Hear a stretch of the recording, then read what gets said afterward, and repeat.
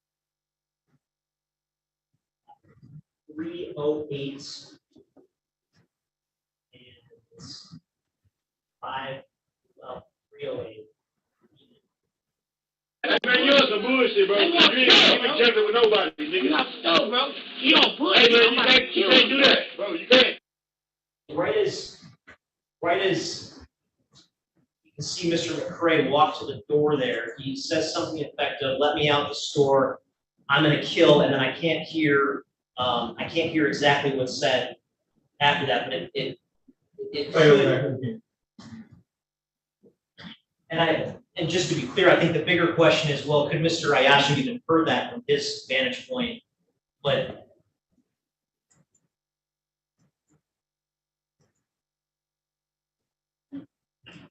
Man, you're some bullshit, bro. You ain't even jumping with nobody, nigga. You off the stove, bro. You on bullshit. Hey, man, you can't do that, bro. You can't.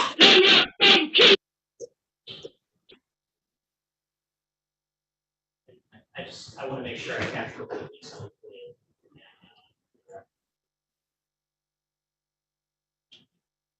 Nobody, nigga. You off the stove, bro. You on bullshit. Hey, man, you can't do that, bro. You can't. Let me off the stove and kill you. You ready to get killed. Let me off the stove. Okay. I think it's after that first "let me out the store, I'm gonna kill." It sounds like he could have said, "I'm gonna kill everybody." I can't really hear it, but I think that does lend at least some credibility to the surviving victims' statements that that's what they heard. And I think it's important, even if they're wrong on what they heard, that's clearly what they thought was happening. I think that speaks more than anything. It speaks to their state of mind, that they were trapped in there and they felt like they were dealing with a situation where somebody was going to kill them if they weren't let out. So after that portion, things continue to escalate, and Mr. Ayash, for his part, keeps demanding that Mr. McCray put his shit back and pay for it. "I need my shit," he says repeatedly. "Put my shit back, put my shit back." At one point, and this is about 3:09 and 22 seconds, Mr. Price is at the front counter, essentially demanding the defendant to let him out. And the defendant says, "Tell him to put my shit back." He puts it on these other customers that have nothing to do with the shooter. He puts it on them to somehow collect on this $3.80 debt that somehow has more value than their safety to him. And I think that is a striking fact that leads to that supports the inference that he is a proximate cause of what ended up happening. Now, again, I think that based on the prior discussion that we had, and this is about 3:09 and 27 seconds. Obviously, we can't say conclusively when the door was unlocked, but I think there's a strong inference to be made that the door was unlocked at the point that the court saw in the video where Mr. Ayash is apparently pressing the button and then says, get the fuck on, and he's motioning with his hands, and that's obviously before the shooting.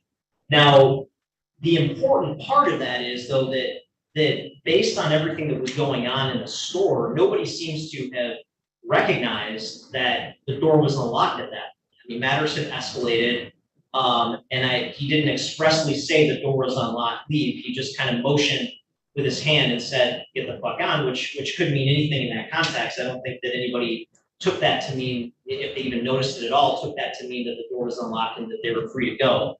And then we have, obviously, and I don't think this is particularly probative, but I do think it's something that speaks at least minimally to consciousness of guilt. The fact that when Mr. Ayash first sat down with Sergeant Evie, that he did not volunteer the information about the door being unlocked, that he essentially had to be confronted about that. Again, I don't think that's highly probative evidence, but I do think that speaks to at least something going on in his head that he knew what he did was wrong. So, Your Honor, based on all of that, again, I don't know that there's going to be any dispute as to the other elements of involuntary manslaughter. If the court has questions about that, I'm happy to address it.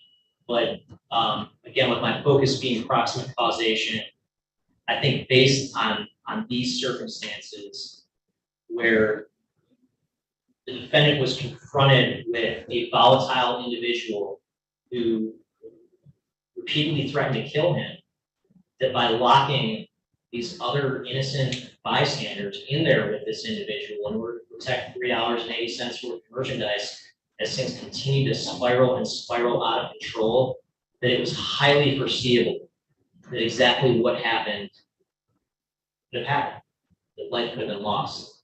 And that's why he's charged with involuntary manslaughter, and that's why I'm asking the court. Thank you. The issue for the court is for the causation. You know, one of the principles of law in manslaughter cases. Please keep your voice up. Sure. One of the principles in a manslaughter case, that if this case or any manslaughter cases before a jury, that a jury is told, it is not enough that the defendant's act made it possible for the death to occur. In order to find that the death of the decedent was caused by the defendant, you must find beyond a reasonable doubt that the death was the natural or necessary result of the defendant's act. I recognize that that's a jury instruction, but the issue here is, was the killing a natural or necessary result of Mr. Ayash's behavior in the store? And I respectfully submit that there's no evidence that it was whatsoever. There is no doubt the whole notion of locking anyone in a store, including customers, is detestable. It shouldn't happen. And to be candid, it doesn't happen in suburban communities, and it just should not happen. But that does not make it a crime here based on the video and the evidence presented. Mr. McCrae, obviously a disturbed, agitated individual, by the law, by stealing something with the threat of force, without showing a gun, had committed an unarmed robbery, even though the value of the property was real low.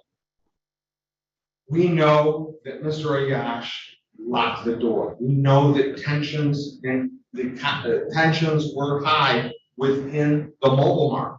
But we also know from reviewing the video that neither Mr. Kelly nor Mr. Langston nor Mr. Bowden were affected by I want out of here. They were just standing around the store shopping while this was all transpiring. When the door was locked, or after they discovered the door was locked, naturally they get upset, as any customer would. And Mr. McCrae is obviously becoming more and more agitated, and he throws the juice against the glass. And this is something that the prosecution completely ignored in their argument, is when Mr. Kelly threw that juice against, or not Mr. Kelly, Mr. McCrae threw that juice against the glass, Mr. Kelly became upset. And he starts walking towards Mr. McCrae, confronting him, and that's when tensions escalated. Actually, before even Mr. Kelly did, Mr. Langston did. And then Mr. Kelly did, and Mr. Langston kind of separated the two. Then the video showed Mr. McCrae, Mr. Kelly up by the security glass, words were said, and that's when Mr. Kelly and Mr. McCrae were reaching each other's face and the shooting happened. Now, whether or not they heard whether the door was unlocked, there's been no showing that even unlocking the door, based on what happened between Mr. McCrae and Mr. Kelly, that Mr. McCrae wouldn't have shot him if the door was unlocked. They were involved in an altercation at that point because, according to Mr. Langston, Mr. McCrae thought Mr. Kelly called him a bitch.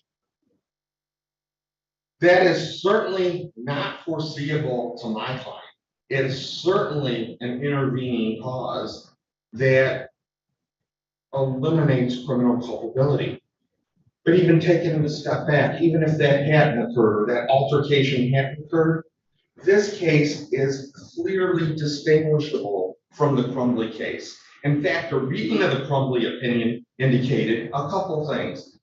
Number one, that the affirming the district court, or the trial court affirming the district court in the bind over, they said this was based on the facts of this case. And in the facts of that case, we know that Crumley's parents put the gun in the hand of Ethan. That they knew about his mental health conditions. They knew about all the problems he was having. In fact, the Court of Appeals goes on for 3 paragraphs pointing all of that out. And they said, based on all of this, it's certainly foreseeable. There was nothing in this record to indicate that Mr. Ayash knew that Mr. McRae had a gun. There was nothing in the record that would make it foreseeable to Mr. Ayash that by him taking the detestable action he did of locking people in the store, that Mr. McRae would start shooting. And when things started escalating between the customer and Mr. McRae, what does Mr. Ayash do? He unlocks the door to his credit and says, move on. The bottom line is there is no proximate causation here. This case should be dismissed at this level. Thank you. Thank you both. I think you both did an excellent job. The nuts and bolts of this case boil down to whether the shooter's actions were a superseding intervening cause. We know that the defendant, who was the store clerk, so to speak, at this location, locked the patrons in after he thought that the shooter was trying to steal less than $5 worth of merchandise. Or the shooter believed that he paid for it, his card shouldn't have been declined. The defendant, however, I think exacerbated the situation, provoked the shooter, got him really amped up, hyped up by telling him you're locked in or you're not going to do anything, by locking the door. The other patrons, innocent bystanders, if you will, asked to be let out of that location 3, 4, maybe 5 different times. The defendant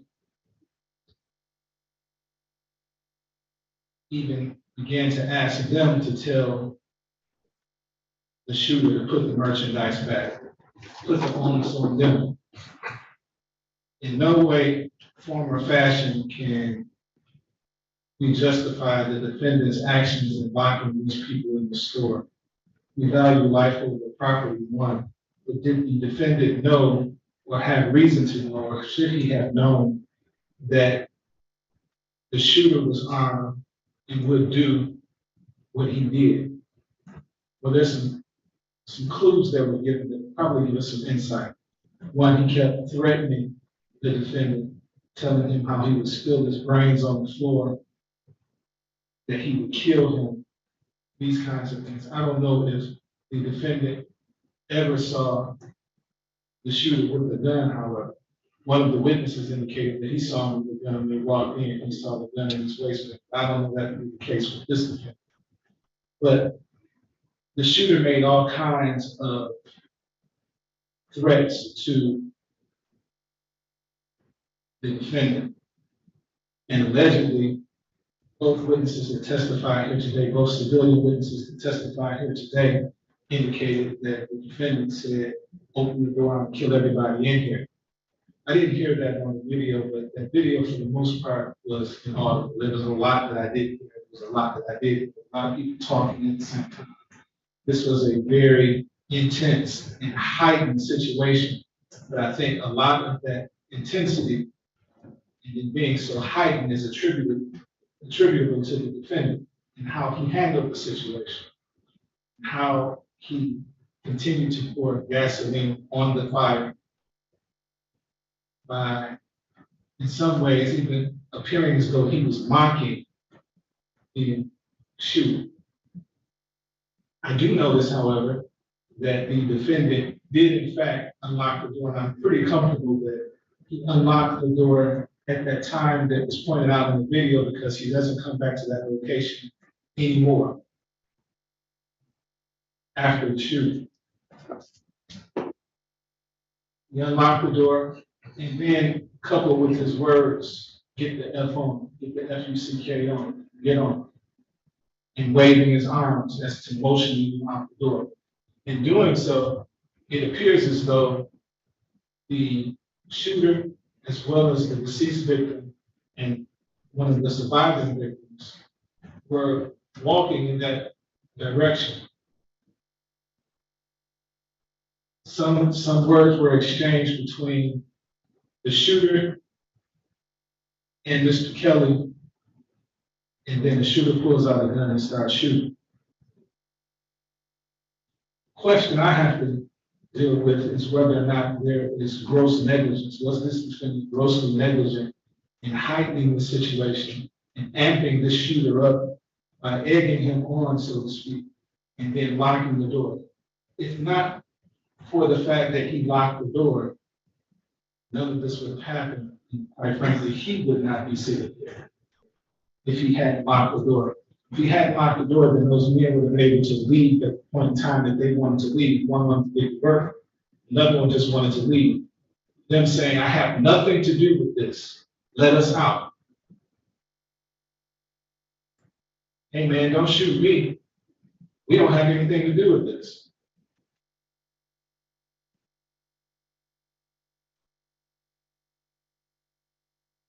So the question is, was the defendant grossly negligent in not letting them out at the time that they wanted to get out, and by exacerbating the situation by egging the shooter on, so to speak? I think that it is at least a question of fact to be determined by the trial if that is indeed the case. Or if this was a superseding intervening cause by the shooter, that this was not a foreseeable event, that the shooter would go off on a tangent like he did. A rational trier of fact could find, however, that this defendant kind of pushed him to that point by refusing to let him as well as the others out of that location. Then asking him, well, what are you going to do? What are you going to do? He showed us what he was going to do. He did it. And as a result, Mr. Kelly is no longer with us. So the court, after hearing the testimony of Anthony Bowden, David Langston, and Sergeant Eby, as well as seeing people's exhibits 1, 2, and 3, as well as defense exhibit A, is satisfied that people have met their burden of probable cause as it relates to the charges contained in the complaint. The court finds those charges were committed in the city of Detroit. The court finds probable cause to believe this defendant committed. The defendant will be bound over to Lane County Third Circuit Court Criminal Division for further proceedings. There's a random on the information. Date and time will be June 20th, 2023 at 9 o'clock a.m. Are there any issues as to mine?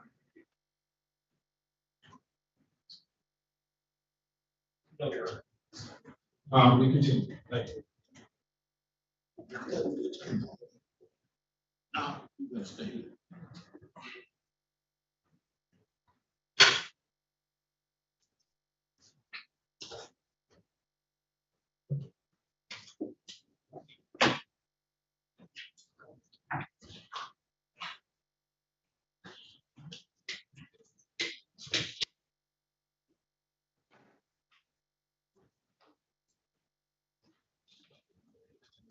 Let's get on much to 1:30.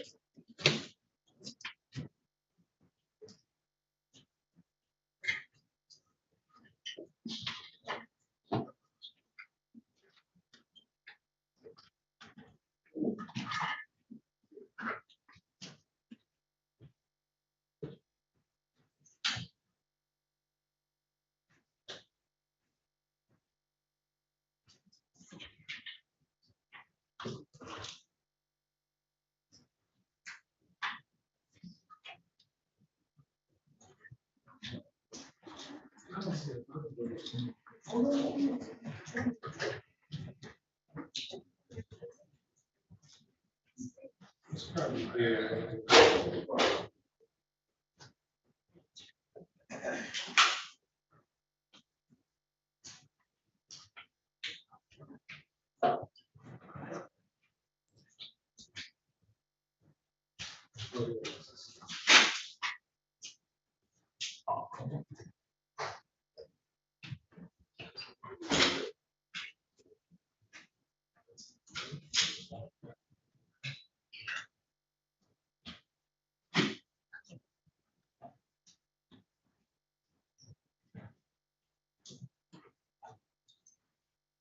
Yeah, trying to decide this.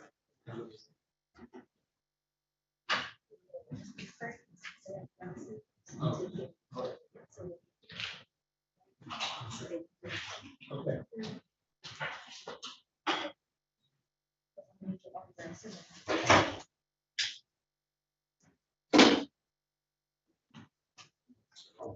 Thank you, Jeff.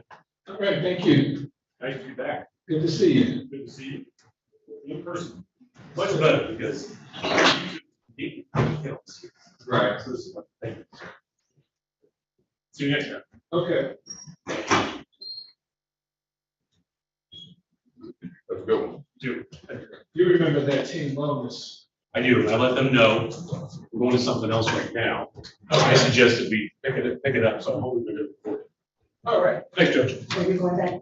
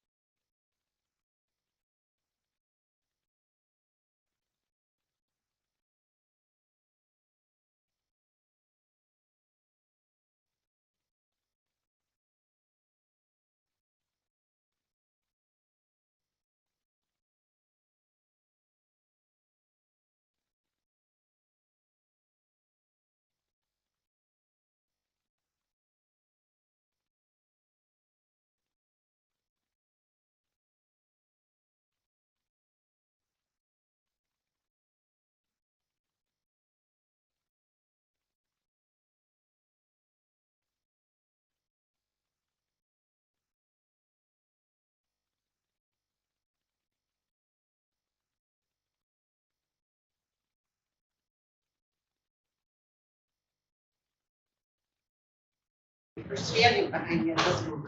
All right, there's a date and time set for preliminary examination. Are we ready to proceed? We are. How many witnesses will it be? I believe, 4. Do you have any preliminary matters you'd like to begin with before we call witnesses? A few stipulations, Your Honor, if I may.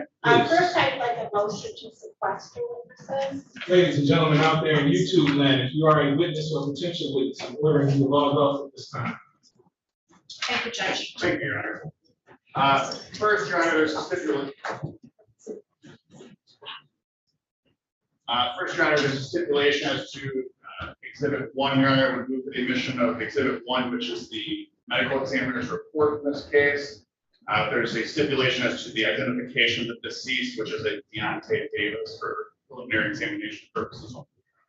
That is correct. Court receives that stipulation. Do you have the name of the OIC who's apparently staying in? Courtroom? Yes, this is Brian Boatman, B-R-I-A-N, last name B-O-A-T-M-A-N. Thank you. Oh, sorry, it's O-N, M-O-N. Your Honor, I move for the admission of number 1. I have no objection. No objection. And may I publish to the court? Yes.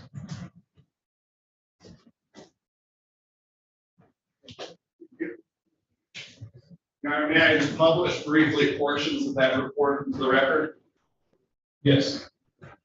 This is medical examiner case number 22-4818, performed by Dr. Omar Reyes, assistant medical examiner on Deontay, D-I-A-N-T-E, Davis, D-A-D-I-S, back on March 31st, 2022.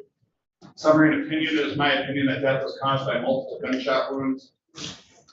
Post-mortem examination revealed 2 gunshot wounds on the body, left shoulder, parentheses 1, right hand, parentheses 1. There was no soot or gunpowder stippling noted on the skin surrounding any of the wounds. Unless otherwise stated, wound tracks are described from the body as viewed to the standard anatomical position. The gunshot wounds are arbitrarily numbered for ease of description and do not reflect frequency of firing. Penetrating gunshot wound to the left shoulder, GSW number 1. There was an entrance gunshot wound on the left anterior shoulder. The wound track proceeding from this injury through the soft tissue of the left shoulder, left anterior second intercostal space, and third rib, left lung, descending thoracic aorta, and lower lobe of the right lung, where a deformed jagged bullet was recovered and retained.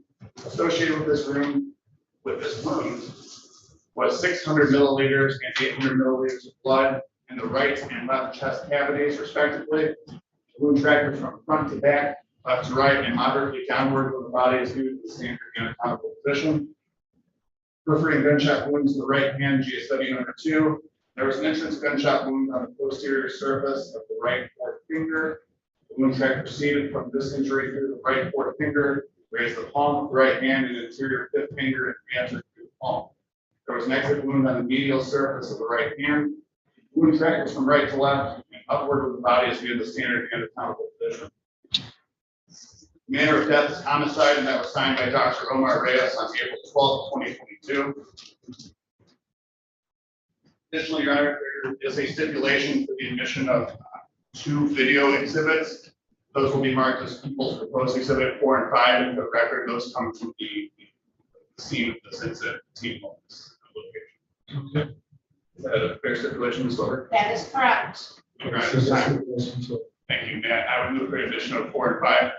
Objection. Admitted. Thank you. Your Honor, at this time, I believe there are no further housekeeping matters for the people. We're ready to proceed. We're ready. Thank you, Your Honor. At this time, we will call Damon King to the stand.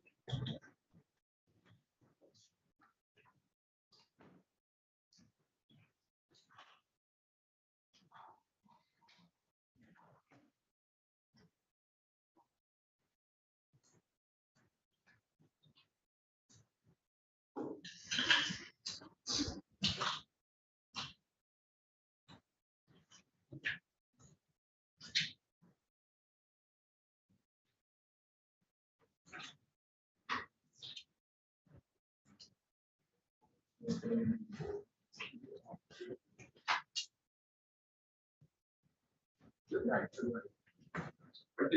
please give your name and spelling to the young lady sitting there waving at you.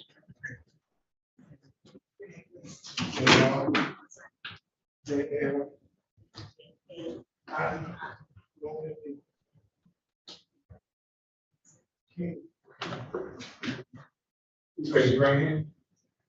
You swear or affirm to tell the truth, the whole truth, and nothing but the truth, so help you God? Thank you, sir. Please have a seat in this box next to me. Right there. Raise a nice smile and speak to that microphone that's going to be to your left. In fact, you can pick it up and put it in your lap and speak into it, okay? Yeah, see. So. Microphone, pick it up and put it in your lap and speak directly to that voice. May begin when you're ready. Thank you. Good afternoon, Mr. King. Could you just again state your name for the record, sir? Shamar King. Thank you, sir. I want to draw your attention back to March 30th, 2022, sir. Were you at a location of 6309 Mack Avenue in the city of Detroit? Yes. What's at that location, sir? Team Wellness Center. And how were you related to the Team Wellness Center, sir? I was an MHT, mental health technician. I'm sorry. A mental health technician. MHT, that's what it's, the abbreviation. And were you working as an MHT back on that date, sir? Yes. I want to specifically draw your attention into the early afternoon that day, okay, sir? Yes. Something happened that afternoon, sir, that brings you to court today? Yes. How did that incident start? So that day,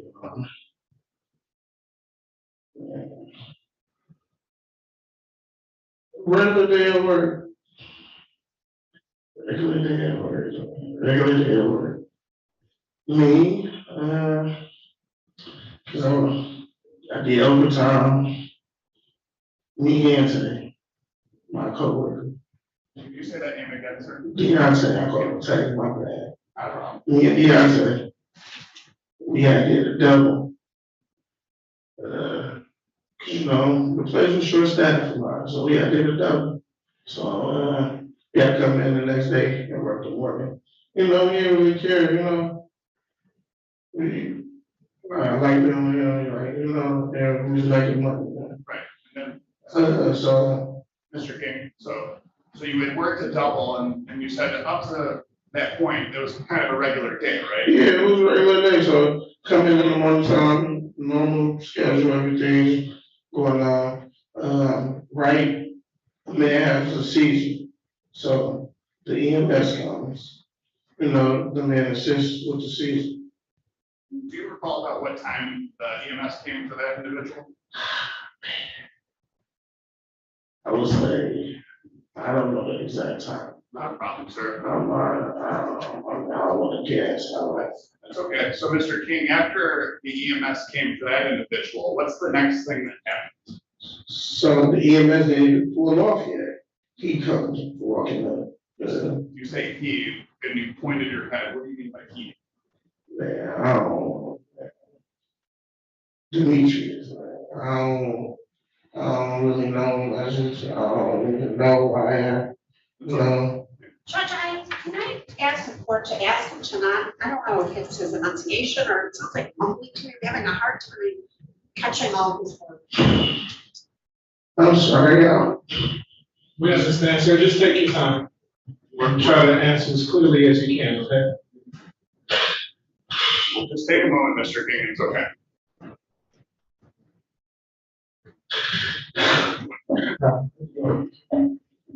I'm sorry, I didn't hear what he said. Him, Demetrius David Johnson. Okay, so he came walking up. Before that, we had a talk. He said someone stole his calls. He got into a few minutes. Judge, I'm gonna object and ask that we proceed in question answer fashion. And I. Sustain. Thank you. Just wait on the question, sir. So Mr. King, hold on. So you said Demetrius, and then you said previous to this, okay? When did you first see the man you called Demetrius? So got to work, he was work, usually, soon as I got to work. What time did you get to work today? So like I said, I came from work at 11. I was a little late, I got there around 9 in the morning. And what was your interaction with Demetrius at that time? Nothing, he was just walking around campus normal, Mr. King, you're mumbling a little bit, huge. It wasn't no interaction, it wasn't no like, you know, he's a member, his members all around, they freely to walk around and be on the grounds. I mean, I didn't speak to him, I seen him, I didn't speak to him, it was it. Okay, and after that, first time you saw him, when was the next time you saw him? So basically, I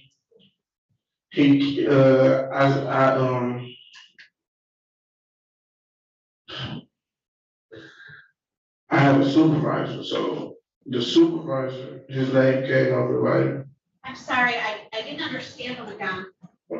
I think it was my supervisor, basically, we had to go look for him, basically, so. Hold on, so Mr. King, why were you looking for him? It was reported that he kept getting so Objection, hearsay. Now, for the truth of the matter, sir, why he was looking for, well, we can see, I'll take that in the purpose.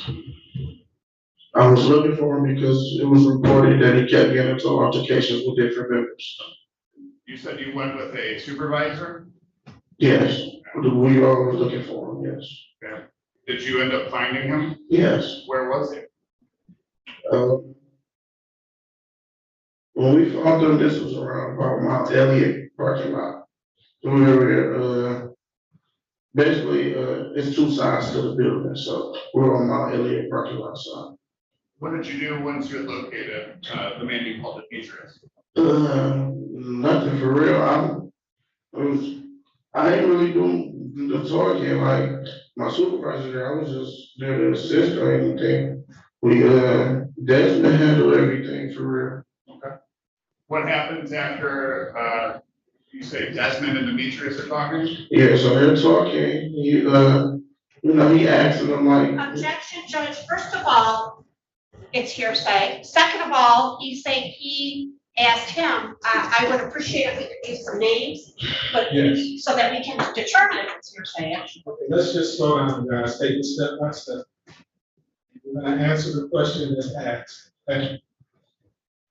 So first, Mr. King, you said that it's Desmond and Demetrius were having a conversation, right? Yes. What, if anything, did Demetrius say, not Desmond, okay? Demetrius was going on like, yeah, they stole my clothes. They stole my clothes. When I woke up this morning, my whole bag of clothes gone. So Desmond proceeds to say like. Well, without telling me what Desmond said, what happens next? So, no matter what, he left. He said. Who's the he? Demetrius, he left so peacefully. Because, y'all just want to hear what he said. So he left so peacefully. He like, I'm sorry if I caused any trouble. Y'all have a blessed day. And walked off. What direction did he walk off? Towards Gratian.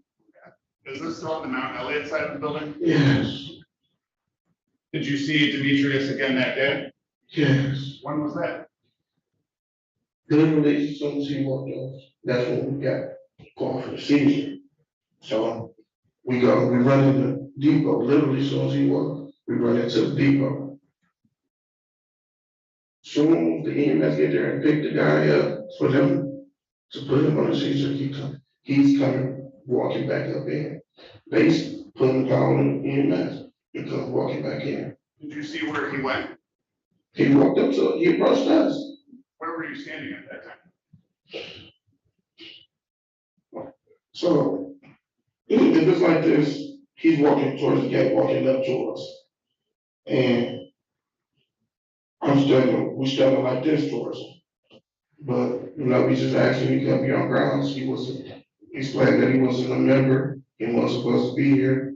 He said he understand that. We told him come back Monday or in a week. We'll try to find your clothes, but if anything, you gotta keep your belongings with you. So, So when he. Mr. King, hold on. Well, we're gonna break it up, okay, because I'm gonna ask you questions, okay? Mhm. Is that a yes? I said, okay. So after you guys informed him to come back Monday, who were you with at this time? Desmond said that, so it was Desmond, Ray, MHT Ray, they're right now. It was Supervisor Mark, Okay, so. Tay, and me. So after, Demetrius was informed to come back Monday for his stuff, what happens then? That's when he was like, you don't have the best day, and left, and left.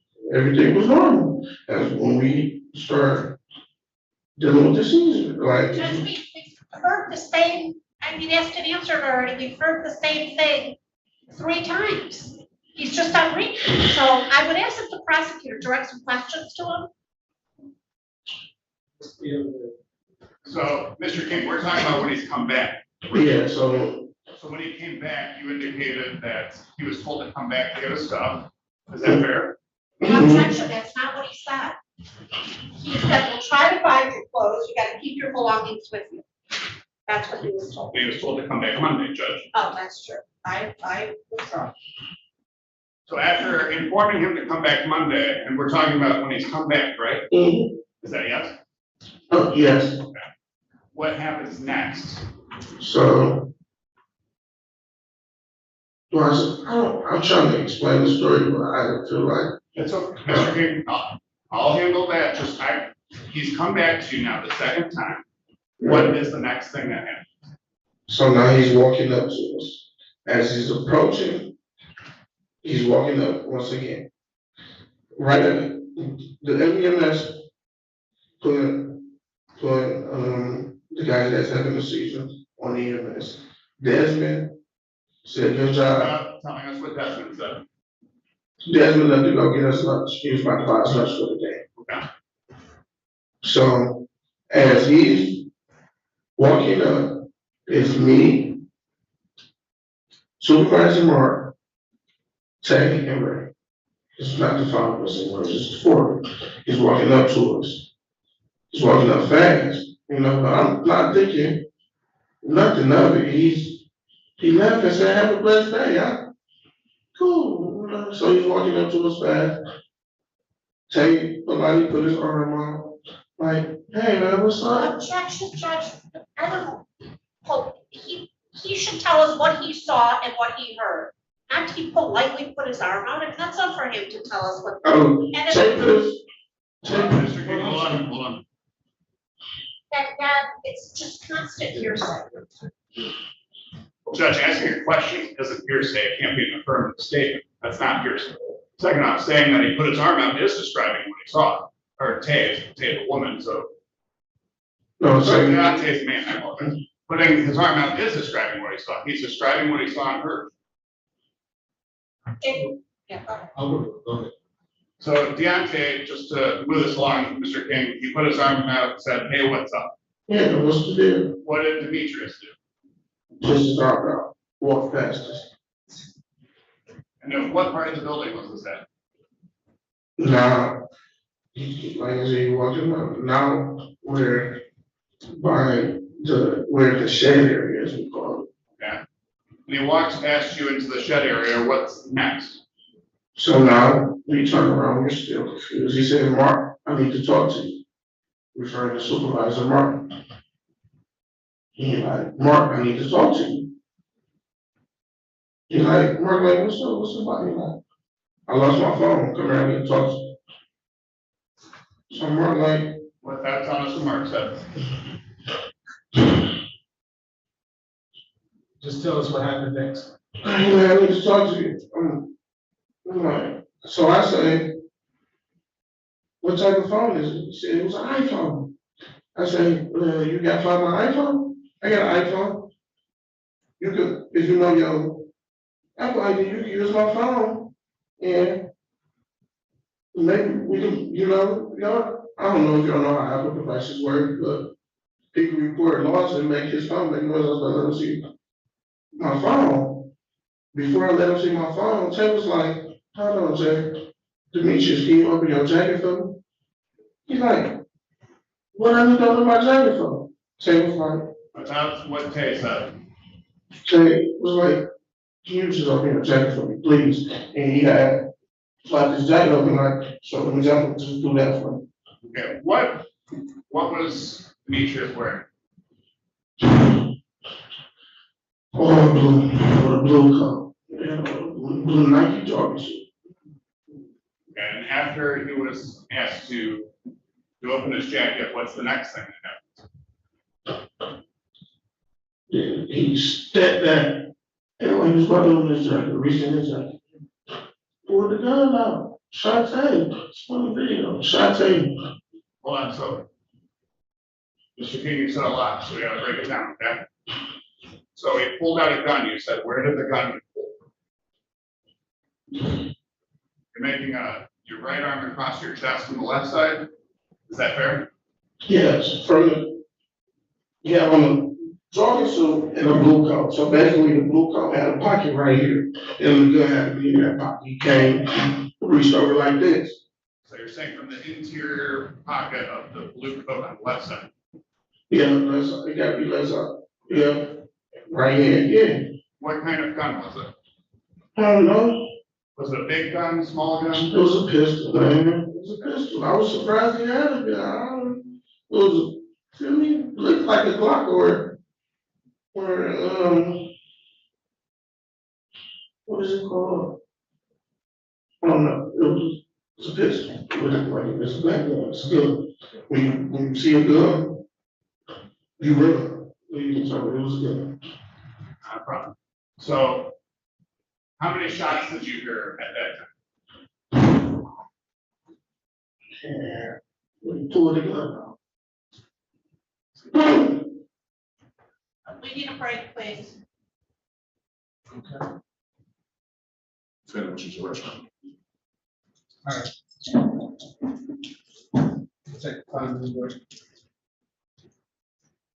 Stay.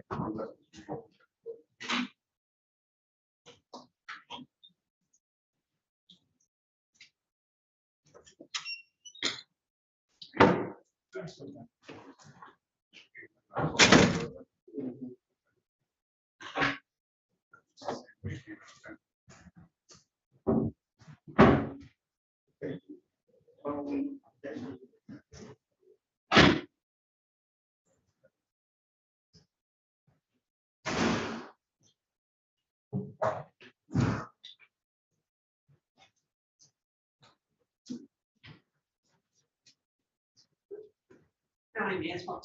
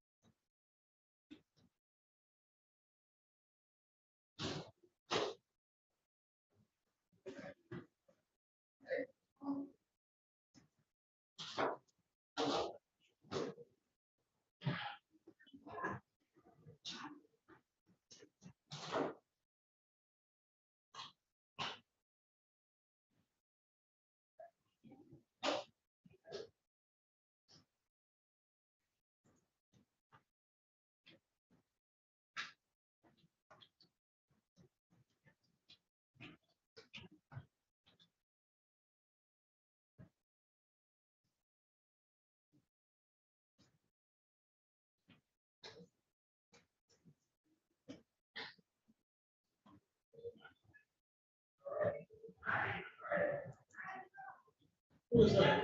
I think it's now he's free.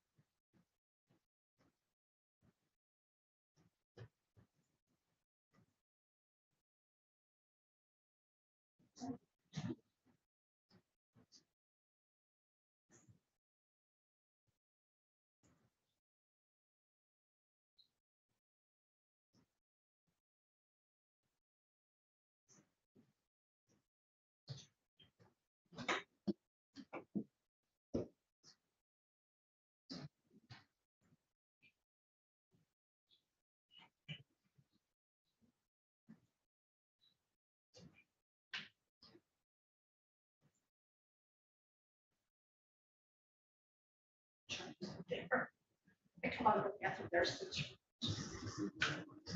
Yeah.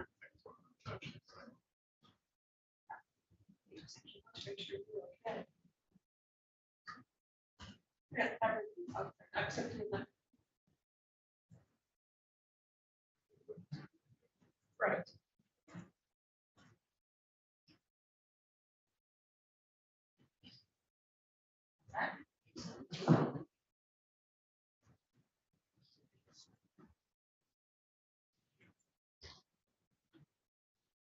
Okay, Mr. King, you take the stand and remind you that you're still under oath, okay? We are back on the record on people versus Johnson.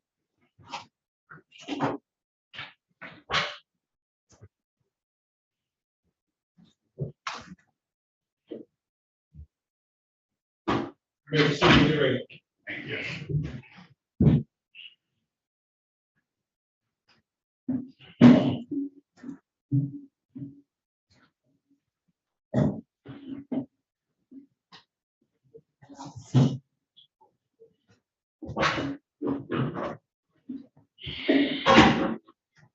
So, Mr. King, before we took our break, the last question I had asked you, and I just want to make sure we get the answer, is how many shots did you hear at that time? You were in the process of answering that question, sir, so I just want to get back to that, okay?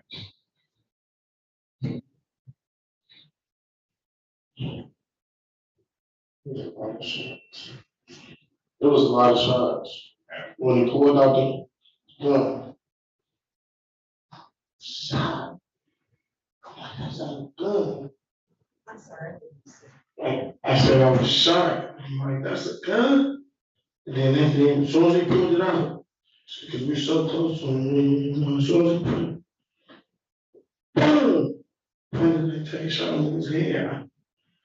I started to run towards him because it was a door behind. I went towards him, I could get to it. But then I'm like, he might shoot me that way. I don't know what's going on. So I run towards the other side. All I hear is shots. Fire, fire. Boom, boom, boom. I see the glass door because the sliding doors weren't even quick enough to open. So I'm behind my other coworker, Ray. He running so fast, we're trying to get away. The sliding door didn't open quick enough. He hit the door. Boom. So let me see the door breaking. This door finally opened. Mr. King, I just want to make sure, because you keep saying key, I just want to make sure I'm following along, okay? Who was the key that hit the door? Ray. Okay. And you said Ray was in front of you? Mm-hmm. You said yes? Yes. Okay. So Ray runs into the door. What happens first, the glass shattering or Ray hitting the door? I see Ray hitting the door first. And then now I just see glass shattering, the door finally open. I feel like I got shot. Where were you hit, Mr. King? I didn't know at the time. I didn't know at the time. I felt it. So the door finally opened, we pushed through. I actually just jumped to the ground. So I'm saying just jumped to the ground.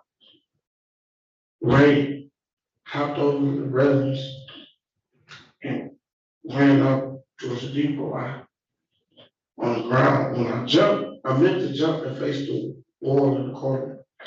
But when I jumped, I slid and turned around. So now we look at eye and eye. Say we. Who's the we? Demetrius. Okay. What happens after you turn and face Demetrius? Point the gun at me, pull it 2 more times, click, take off. So, Mr. King, you said he points the gun at you and you hear click, click. Is that fair? Yes. What, if anything, happens when you hear the click, click? I'm showing you how to bullets. I'm sorry, I missed I can't understand what you said. One more time, sir. When the gun went click, I'm assuming he got a bullet to jam. I don't know. Objection, first of all, to the narrative. Second of all, to the assumptions that he's making. He can tell us what he heard, he can tell us what he saw, but his assumptions shouldn't be part of this record. I'm not a narrative judge, I just asked the question, but as to the speculation, that's fine. I asked Mr. King, just to be clear, what did you see, okay? Did you see anything happen when the click happened? No. Okay. Was anything discharged when the click happened? Is that a no? No. And then you said, Mr. King, that after the click happens, Demetrius did what? Took off running. Did you see in which direction Demetrius took off? But I know he started running towards Mount Elliott Gate. I mean, obviously what he ran. Running towards what? Mount Elliott Gate. You said you did what? Ran. I got up and ran the opposite way. Did you see Demetrius at any other point after that day? No. Okay. Now, prior to that date, had you ever seen Demetrius before? At my job. About how many times? He wasn't a regular member. I seen him about 2, 3, 4 times in months. Yeah. Do you see Demetrius here in the courtroom today? Yes. Could you describe an article of clothing that he's wearing and where he's seated? Demetrius got a green jumpsuit. And where is he seated in the courtroom? Right there. You're pointing to your right across the courtroom? Yes. Your Honor, may the record reflect the identification of this man in this matter? So noted.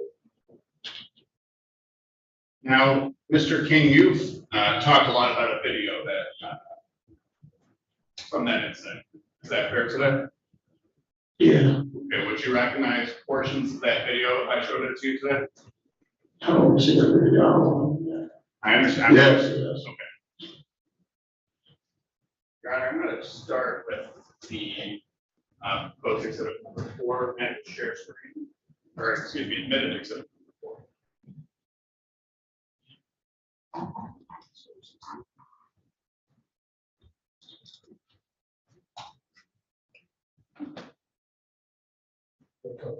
Thank you.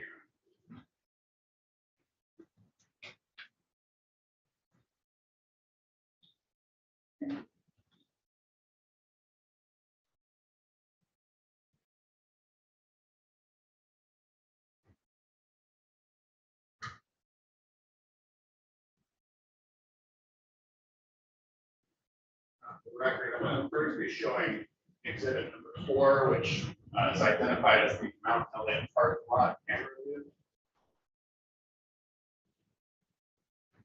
Specifically, this is from the 1 o'clock timestamp video. We're starting this one, and it's 2 minutes and 35 seconds on the time.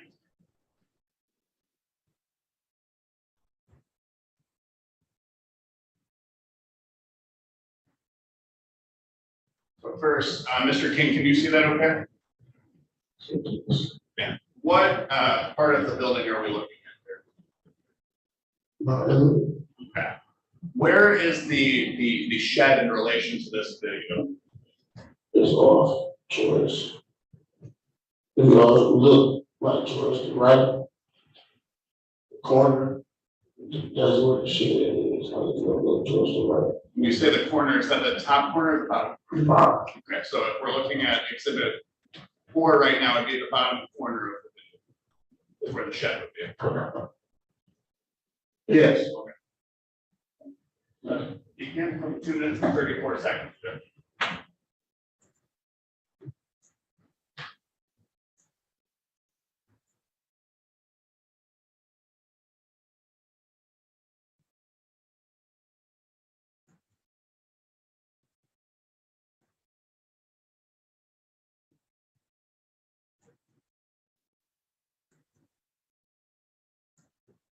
Stopping at 2 minutes and 57 seconds. Mr. King, do you see an individual wearing the all blue on the screen, sir? Yes.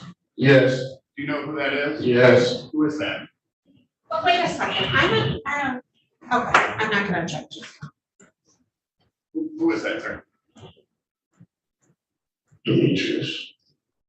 And this is the same all blue that you testified that he was wearing earlier? Yes.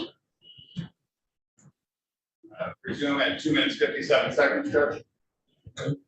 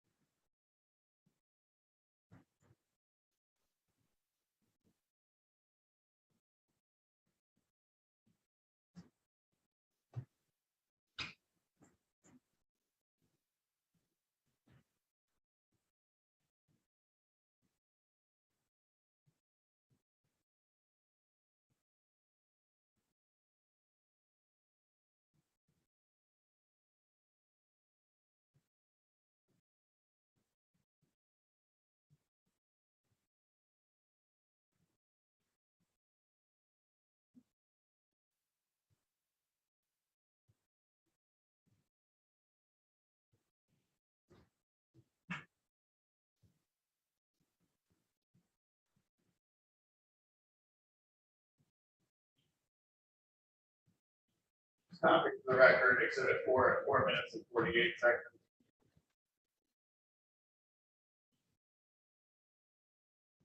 Mr. King, would you recognize a copy of the shed video if I showed it Tuesday, sir? Yes. Or, Can I take a break before I watch that? I'm sorry, Can I take a break before I watch that? you took a break before you watched? Can I take a break before I watch that video? Judge, would you mind if you stepped out for a moment, Judge? Hey, Mr. King, you want to get this over with, okay? I should do it. Sorry? Just try to keep it over. Oh, okay, okay. Okay. Sure. You can step down, sir.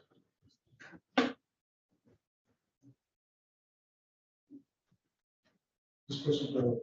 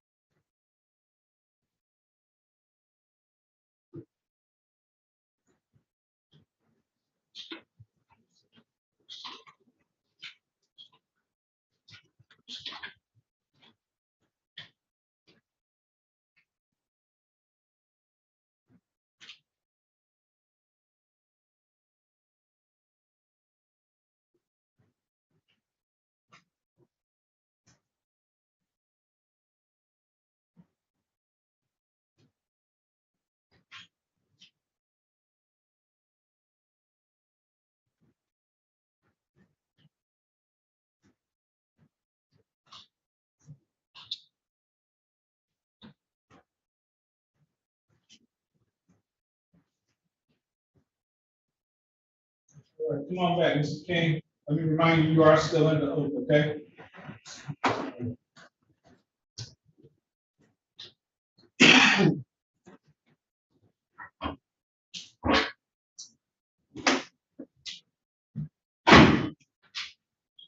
So you may begin when you're ready.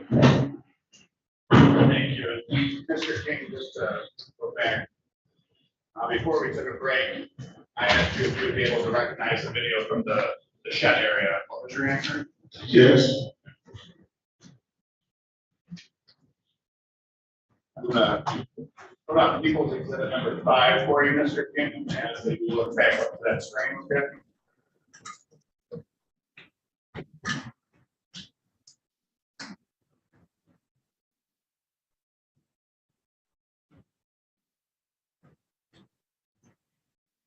Mr. King, for the record, this is exhibit number 5, stopped at 2-minute 39-second mark.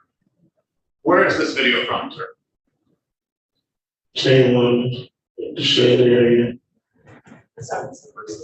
Team Wellness. Thank you, Mr. King. Your Honor, begin at 2-minute 59-second mark.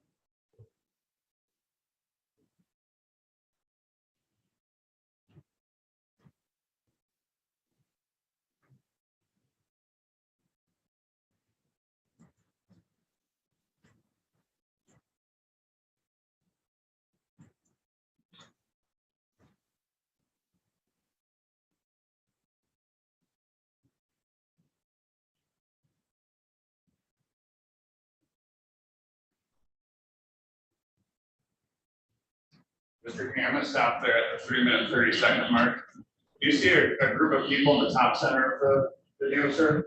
Yes. Do you know who that group of people is? Yes. Who are they, sir? Me, Mark, Ray, Jay, Demetrius. Okay, those are the 4 people you said were there earlier, sir? Yes. Where are you in that group, sir? To the left. Are you the furthest person to the left in that circle? Yes, what's it? It was face to face with Mark. Jay was on the right side. I was on the left side. And then Ray was standing a little bit back and counted us on his phone. Okay, again, 3:30.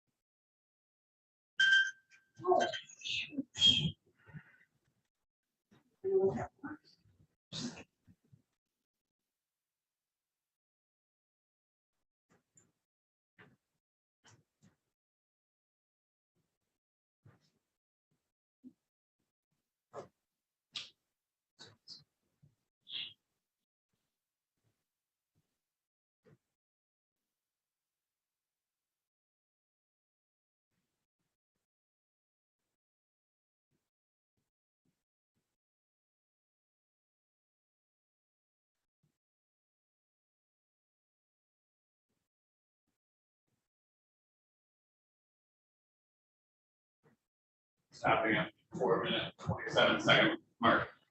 Mr. King, are you still on the screen of this shot, sir? I'm sorry to hear. No. You're not, okay.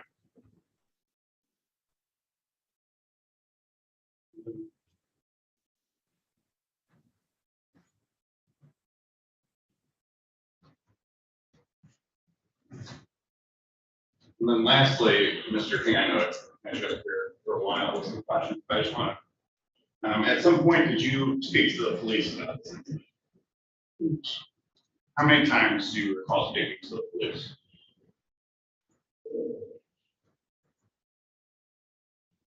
I spoke to them I had got shot, so I went to the hospital. But when I came back, they had said the detectives that opened the talk to me. Then I talked to her for a little bit there, and then we went. I'm sorry. And when you went downtown to talk, what did you do down there? He asked me some questions, so. Basically, it's just, like, just tell them what happened, explain what happened. And that's all. Did they ever ask you about, who the person you saw was? Yeah, they came, that was another day, when they told me, did you go hear me that day? Oh, you don't ask Detective Boatman. I'm so sorry. It's okay. But, What did you do that additional time? when I went down, I had to pick up, I don't know how to, like, the pictures and photos. Okay, and do you recall how many photos you were shown? No. Okay. When you were asked to do the lineup, what did you specifically do? Cry. Did you recognize anyone? Yeah. And when you recognized that person, what did you do? Did they have you? I mean, pick the picture. And look at all the pictures. Okay. I seen that picture, and I cried, man, I cried. Still cry to this day. I read it up on in my pictures, I seen them. There's the picture. While you took part in that process, did you have to fill anything out?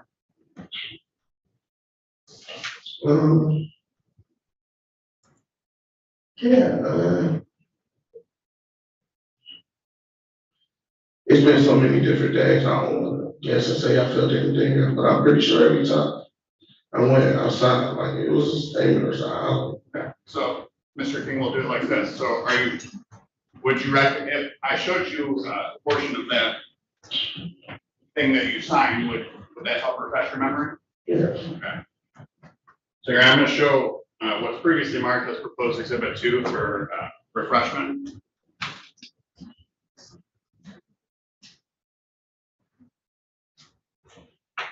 May I approach? Yeah. Approaching with proposed exhibit 2. So first, Mr. King, I'm going to ask you to go over that 2-page document and tell me if that refreshes your memory, okay? Yeah, just refreshing my memory. That's because I didn't do this with moment. It was a female that had me sign this. Got it. May I retrieve? So as part of that process, sir, what did they have you do with the form itself?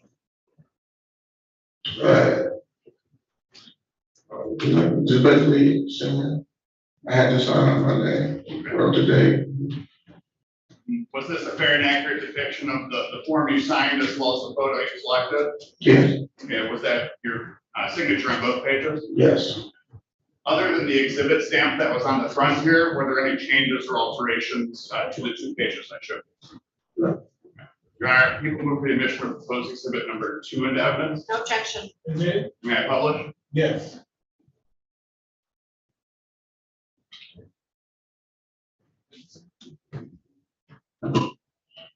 One moment.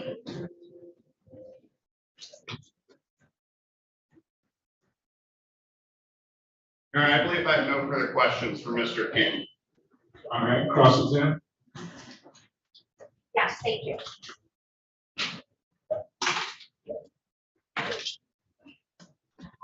Mr. King, you told us that you worked at Team Wellness, is that right?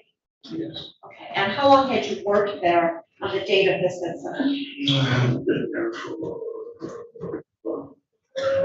6 to 8 months. Okay, and your job there, you said, was as a mental health technician, is that correct? Yes, ma'am. And so what did that job entail?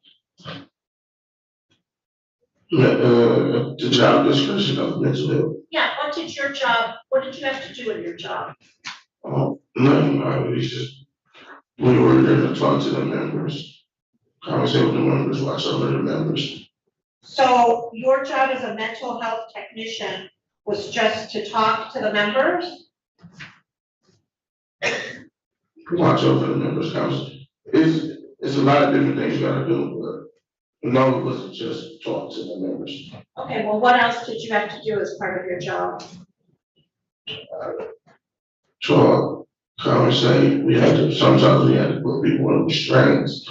And as a mental health technician, they had us being security and MHTs at the same time, really. I don't think that was fair, but. Okay, so your job duties then were to act as security sometimes, put people in restraint, watch the members and talk to them. Is that a fair description of what your job duties were? No, it's a good part of the job too. We de-escalate situations. We sit with the members, we conversate, we barbecue for the members. Okay. It's just not a.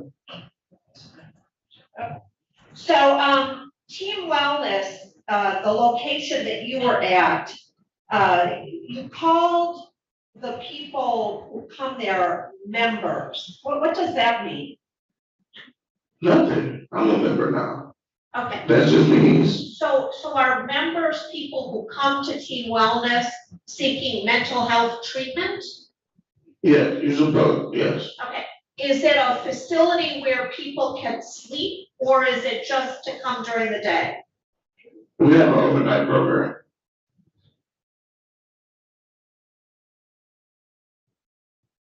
You said that on this particular day, you had done overtime. So what time did you get to work that day? Or was it the day before that you arrived? That was I worked a double the day before. Okay, so the day before, what hours did you work? I worked my regular shift from 8 to 4.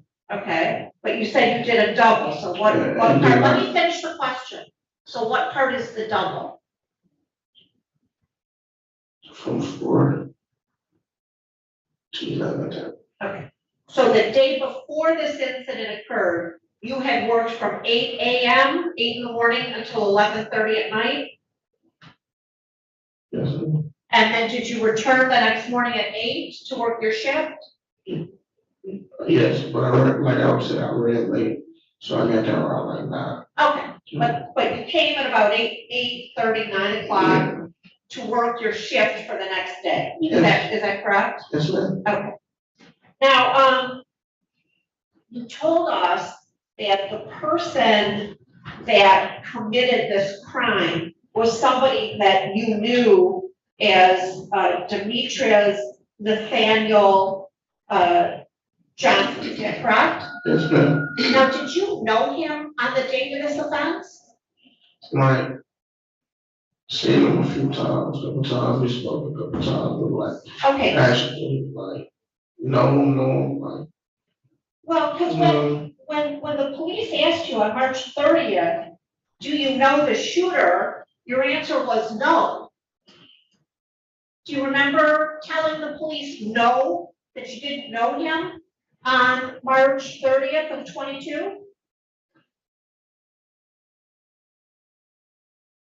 I don't want to say I remember, but I probably did. Like I'm telling you, well, I don't know him, but I know him. Well, you didn't say that though. I mean, well, let me backtrack for a second. So the shooting happened on March 30th of 2022. Is that correct?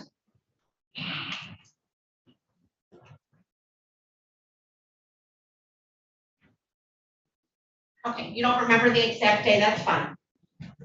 The day of the shooting, after you were shot, as I understand it, EMS came and took you to the hospital, is that correct?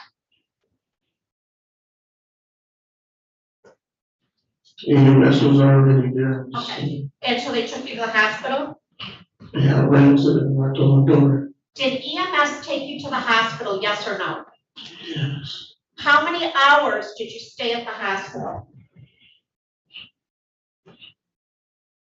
I got back to National 2 Wednesday around 6:30, I think. Okay, is that in the PM? Yeah. Okay, so EMS takes you to the hospital, you stay at the hospital for 4 or 5 hours, is that a fair statement? Yes, They released you from the hospital and you go back to Team Wellness, is that correct? yes, ma'am. And on that same day, you told us earlier that when you got back to Team Wellness, you were told that the police wanted to speak to you about what had happened. Yes or no?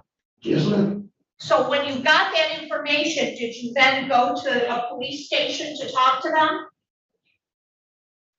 It was a building, yes. Is that a yes? I don't know, it was just downtown. Okay. The big building. I'm pretty sure I've never been there. Okay, so you went to a building that had a lot of policemen in it? And Yes, is that a yes. fair statement? Yes. All right. And that was the same day at about 5 o'clock. Is that a fair statement? The same day of the shooting at about 5 o'clock. Well, may I approach the witness, please? Okay.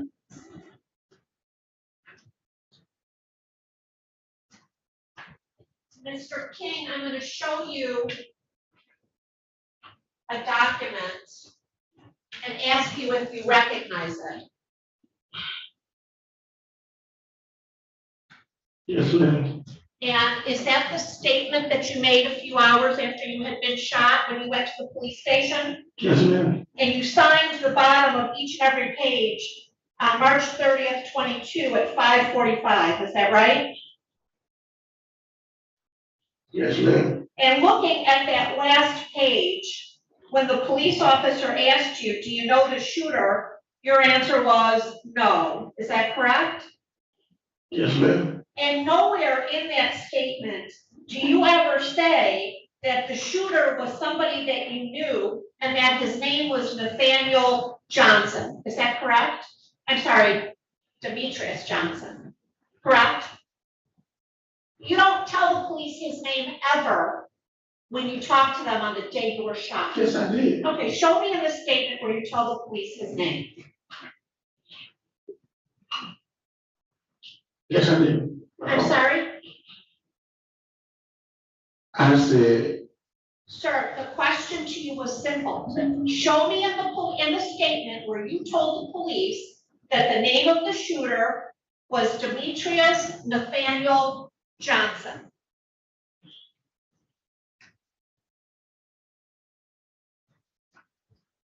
I don't think it's in there. Well, I want you to be sure. You're sure it's not in there, or you think it's not in there? I'm not sure. I can't really understand the other handwriting. I told them that day, but. Okay, so you told them, but maybe they didn't write it down? Is that what you're suggesting? No, because it wasn't a definite on his name. It was, I just think that's what he told us his name was. Okay, that's what, who told you his name was? Demetrius. Okay, so did you tell the police he told us his name was Demetrius?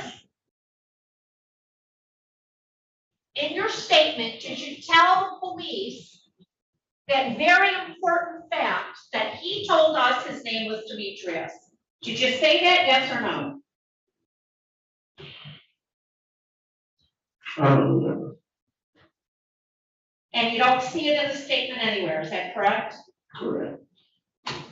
You told us that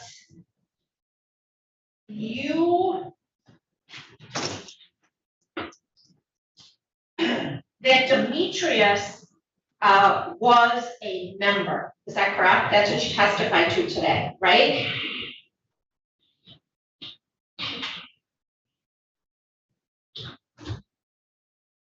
I thought it was a member. Okay. Can I explain how the whole situation got mixed up? No, I'm asking you. Okay. Did you testify earlier? Yes, that, yes. That Demetrius was a member of Team Wellness? Yeah, I said he was a member. All right. Now, you told us that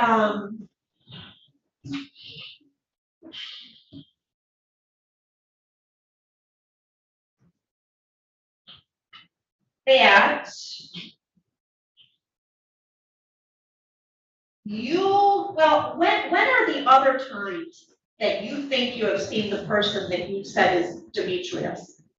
When did you see him? Other than that day, according to you? At work. I'm sorry? It's only been work, like certain work that like, you want there often, like, I've only seen 3 or 4 times. Okay, well, when are the 3 or 4 times you claim you've seen him? Facility. When? Was it the day before? Was it the week before? Was it a month Only before? seen him 3 or 4 times in that same month, like, So in the month of March, you had seen him 3 to 4 times? Is that, yes? yes. Okay.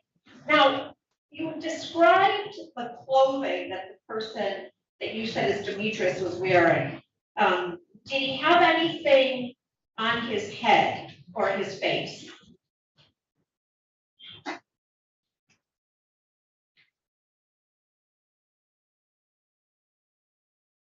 Yes. What did he have on his head?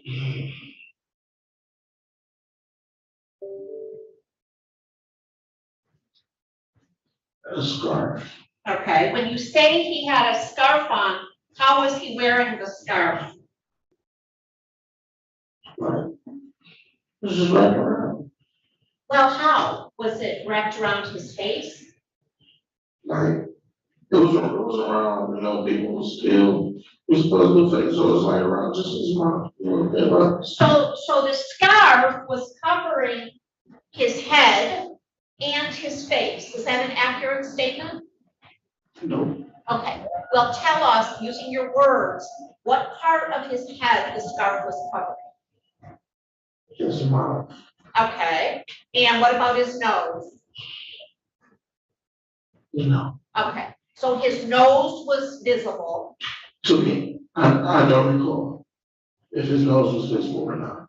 Okay, was his hair visible? Yes. Okay, so the scarf was covering his facial features other than his eyes, as far as you remember. Is that correct?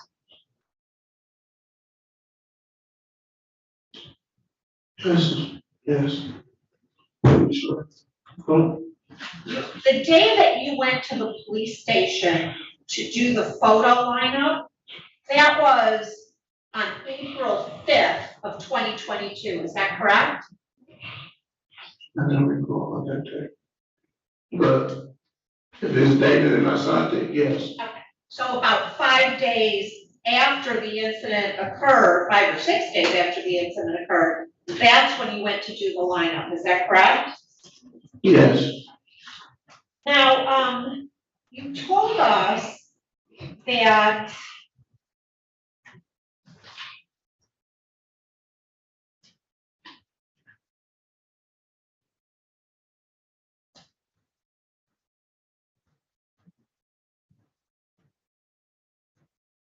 the person that you've described as the person in the courtroom today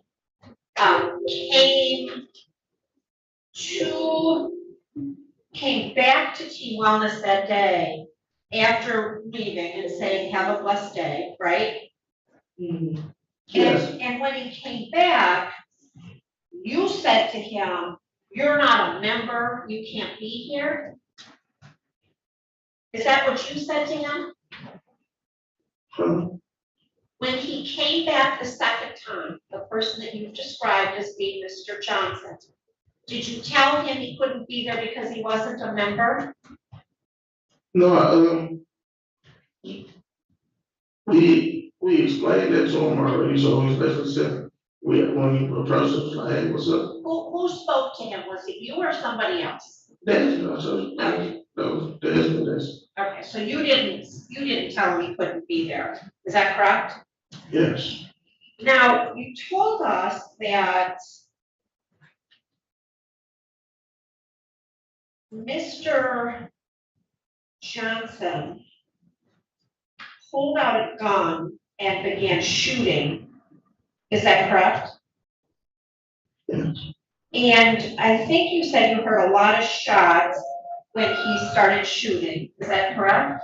Yes. All right. And at that point in time, according to your testimony, you turned and ran and eventually got into the building. Is that right? Yes. Now, you said then that, once you got in the door, Mr. Johnson came closer to where you were again, is that correct? It was like, Well, okay, let me ask you. yes, yes. Did he follow you into the building? No. Okay. So where were you when he got closer to you? I was on the ground. Okay, you were on the ground inside the building? Yes. Okay. And so, but he stayed outside the building? It was at the slide door. Okay. So he's at the sliding door, and at that point, you said that he came up to you. No, he didn't come up, nothing. Well, I thought you said he pointed the gun. Let me finish. I thought you said that he was eye to eye with you. Is that right? I'm on the ground, he can't be out of me. Well, you said that earlier. I said I looked him eye to eye. Okay. So, and then he pointed the gun at you and you heard click, click. Is that correct? Yes, ma'am. Now, when you spoke to the police a few hours after that happened, you didn't tell the police anything about this scenario where Mr. Johnson pointed the gun at you and click, click. You didn't tell the police that, did you? This is not in the statement. Well, take a look at the statement, Mr. King. I don't want to put words in your mouth. Take a look at the statement specifically. How about on page 3?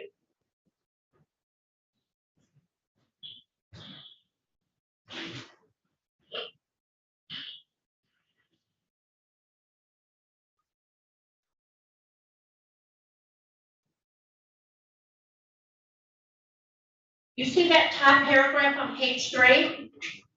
Mm-hmm. Is that a yes? Yes. Is that where you are describing for the police what happened? Yes.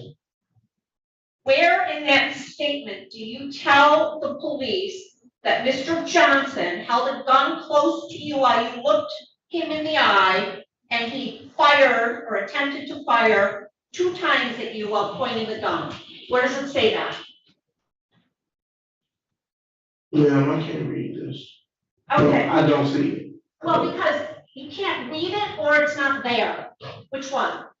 Ma'am, it might not be there. I can't understand. Well, None of his head, right? it's not there because what you told them is he pulled a gun, started shooting. I ran into the building and got on the ground. I saw him run away and I got up. Okay. Isn't that what you told the police the first time you spoke to them? Yes, ma'am. But today you've added in this, he pointed a gun at you and click, click, right? Right.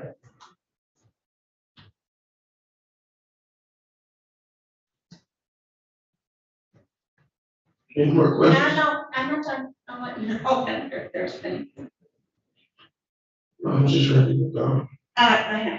What day, I'm sorry, the day of this incident, what clothing were you wearing? I mean, you said you saw yourself on that video, is that correct? Is that a yes? You're shaking your head, is that yes? Yes, ma'am. And what clothing were you wearing? I had a work uniform. I had my Nike jacket on. It's a Nike tag. Do you remember the color? Yeah, it's darkish bluish. All right. What about pants? Like track pants, like Adidas track pants. And what color are those? Black. Anything on your head, any hat or anything like that? No.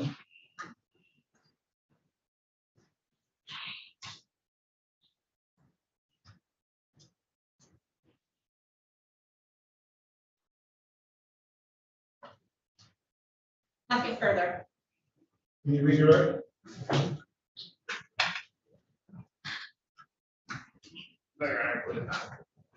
I just want to ask you just a couple of questions, okay, Mr. King? First of all, did you get a good look at the person who fired those shots? Yeah. And is that the same person that you identified here in court today?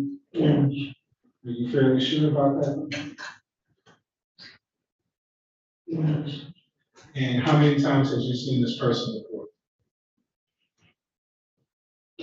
3 or 4 times. Okay, same location? Yes. Any questions based on my questions? No. Anything else, Ms. Silva? Nothing for me, Judge. Thank you, sir. You may step down. Can I say something? No, sir. Thank you. Appreciate you.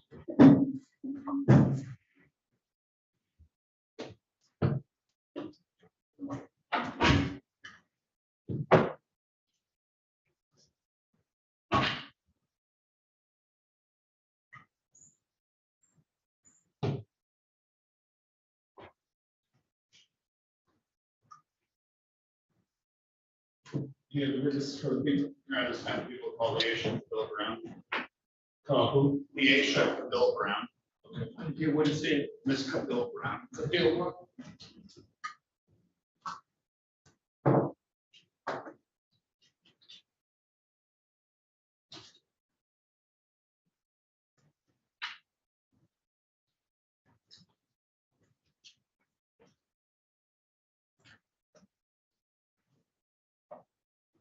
Good afternoon, man. Please step forward. Give the young lady to your right your name and spell it for her.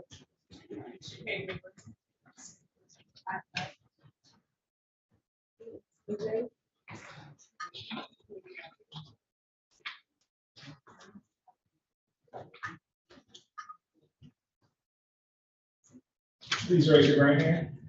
You swear or affirm to tell the truth, the whole truth, and nothing but the truth, so help you God? Yes. Thank you. Please have a seat in the witness box right next to me. Keep the voice open, keep the voice nice and loud, and speaking to that microphone is to your left. In fact, you pick that up and place it in your lap. Maybe give me your ready. Thank you, Mr. Bill Brown. Could you state your name again for the record, please? Aisha Cable Brown. I want to draw your attention back to March 30th, 2022 at about lunchtime. Where were you there? I was coming into the facility, which is Team Wellness. Okay, where is the facility? 6309 Mac. City of Detroit? Yes. Specifically around lunchtime, where were you? I was coming into the depot, which we call where the members sleep and eat and have group day. Okay, and what entrance were you coming in through? Off Mount Elliott. When you are coming into the Mount Elliott area, what did you observe? The EMS and a lot of members and staff outside. Where did you go once you arrived? To the depot. And is the depot inside or outside? It's inside. Once you arrived at the depot, what did you do next? I saw one of our members having a seizure and he was getting taken out to the EMS. After the that member has been taken care of by the EMS, is there anything else that draws your attention? I went outside the door, which is to the left, not the way I entered, but I went to the left and spoke with my coworkers. Who were you speaking to at that time? Mr. Winfield, Raymond, Jamon, and Deontay. Where were they all congregated at? Under the shed by the depot. Where's the shed in relation to the Mount Elliott parking lot? It's pushed back to the left. To the left if you're facing the building? Yes. So you go out to where those three are. What happens next? We was trying to figure out about the resident that was having a seizure, and there was a lot of commotion going on. We were trying to get them to go to group and also get them to get back to where he was at because of the incident. How many people were out in the area at that time, roughly? It was a lot. Okay, members and staff? Yeah, it was 4 of us, 5. It was 5 staff and a lot of members. Okay. As you're trying to, I guess, corral the crowd or gain control of the situation, does something happen? Yes. What happened? We were standing there under the shed, a young man walked up, asked him to speak to the supervisor, which was one of the guys that was standing in the circle. And we were trying to tell him to wait, based on we were trying to get them back into the depot because they had to exit for the EMS. Now, you said, it was a young man that had approached you? Approach us. Yes. Yes. Okay. Had you seen this individual before? No. Okay. Do you recall what that person was wearing? He had on a jacket with a lot of graffiti or, I don't know, writing on it. It was like a jacket and a hood. Purple jacket, blue jacket, it was a whole bunch of colors. Okay. And he had asked, you said to speak to someone or? Yes. Supervisor? Okay. What happened next? We was telling him, all of us was telling him to hold on a second. And what did he need? He persists on talking to one of the coworkers, which is a supervisor. And after asking a few times to speak to the supervisor, to say anything else? Yes, he had his hand, his right hand in his pocket, inside pocket. And one of our coworkers asked him to remove his hand. So hold on, so Ms. Cable Brown, you said he had his hand in his pocket and you reached over right arm into the left pocket? I'm trying to turn the way he was, because I was facing. I've got to distract you so the court reporter. So would that be the inside pocket on the left side is what you're doing? The right and the end, yeah, the right and the inside. And then something you said after he did that motion, what happened? The motion was already in his hand when he walked up. Okay. So he was doing that as he approached. It was already in when he approached us. It wasn't doing it while he was walking. It was in while he was already. Got it. What happens next? One of our coworkers asked him to remove his hand, and he kept on saying no. He asked to speak to the supervisor once again, and we asked him to wait.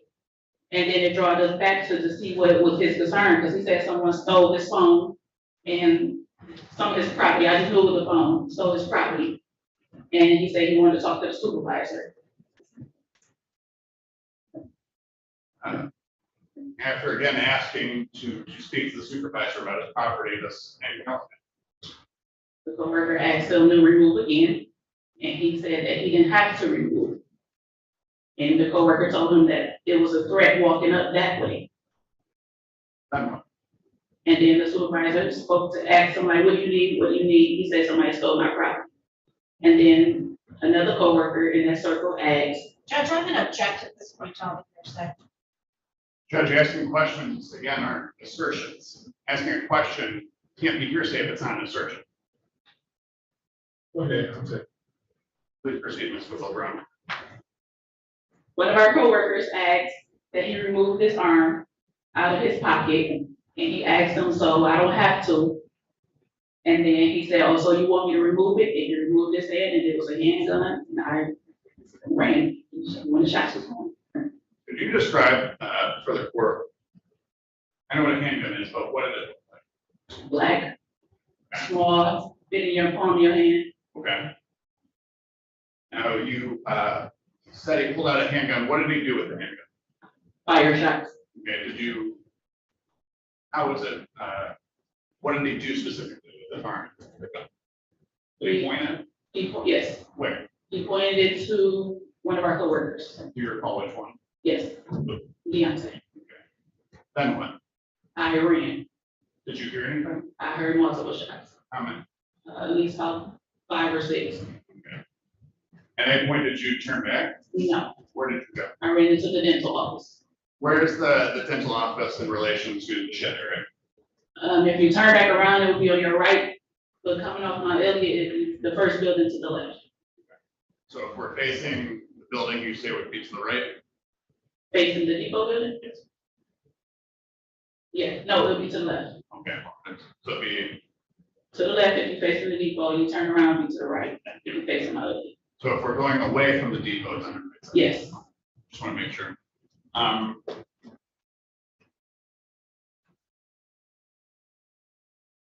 At some point, did you speak to the police about this incident?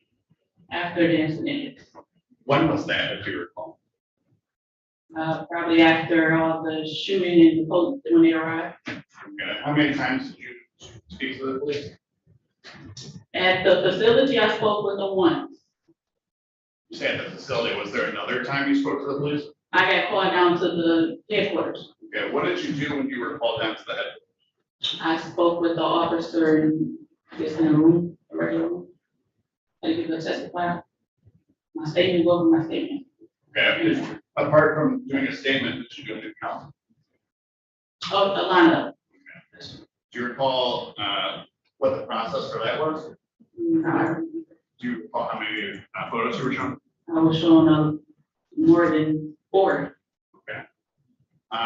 As part of that process, what did you specifically do? I pointed out the guy that I saw at the depot. Okay. After pointing out the photo, did you have to complete anything?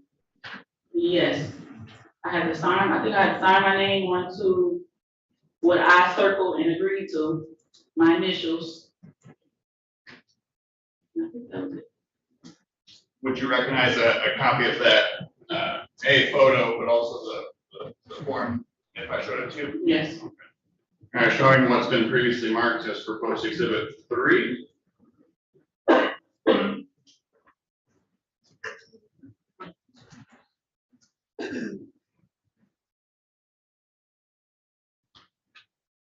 May I approach? May. Approaching again, people for proposed exhibit 3. Brown, I'm asking you to hold that. And if you could just go through both pages for me, Ms. Brown.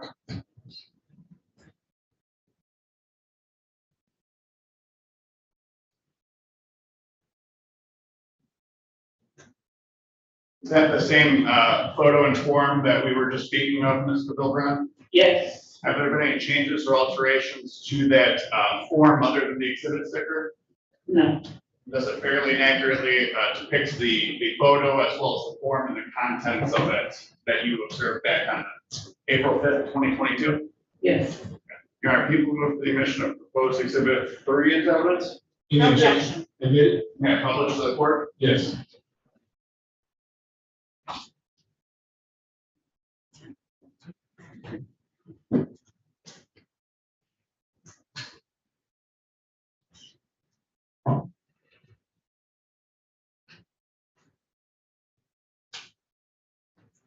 Thank you, Ms. Cable Brown. Your Honor, I have no further questions. Cross-examine. Yes, thank you. Ms. Cable Brown, how long had you worked at Team Wellness on the date of this incident? November 19, 2019. From November of 2019? So you've been there for a number of years before this occurred, is that correct? Yes. And was the man that you picked out of that lineup, was he a member at Team Wellness? Not from my knowledge. Okay, do you know all the numbers or? Majority of them I do. What shift do you usually work? First. What time is first? 8 to 5. 8 in the morning till 5 at night? Yes. And so, you know most of the members because you come into contact with them? Is that throughout the day? Is that how you? Yes, my job was the admin staff, so I was the one that they see first and have to register, I guess, to be a member of Team Wellness. Is part of registering to be a member, photographing individuals? No, not at that time, they didn't do. I'm sorry? No, not at the time that I was there, they didn't do it. Okay. So you were asked to give a description of the person that you saw pull out the gun, is that correct? Correct. And you described him as having a scarf wrapped around his face, anyway, part of his face, is that correct? Correct. Can you describe for us how the scarf was wrapped when you saw him? It was a double tie, like we wore a double tie, or female, like you double tie the scarf around your neck. Okay. And was it around his face as well? She had a hood on. Okay. No, it wasn't like face, it was neck. Okay. So it went to the bottom of his chin then? Neck, not chin, neck. Okay, in your description, you said it was wrapped around his ears, head, and bottom of his chin. There was the hood. He had a scarf wrapped around his ears, head, and bottom of the chin. So it wasn't a scarf? It was a hood on with a scarf around his neck. Okay, so his full face was visible? Enough to see I can identify him. All right, and you described him in terms of complexion as being caramel complexion, is that correct? Yes. And as far as you saw, he had no facial hair, is that right? Correct. Now, you said that he was about 5'6" to 5'7", is that accurate? Yes. And you're about 5'11" or so? 5'11", 15. Okay, so he was somewhat shorter than you were. Yes, absolutely. I'm sorry? I said yes. Okay. And you described him as being, well, strike that. And he, again, you had never seen him before, is that correct? Correct.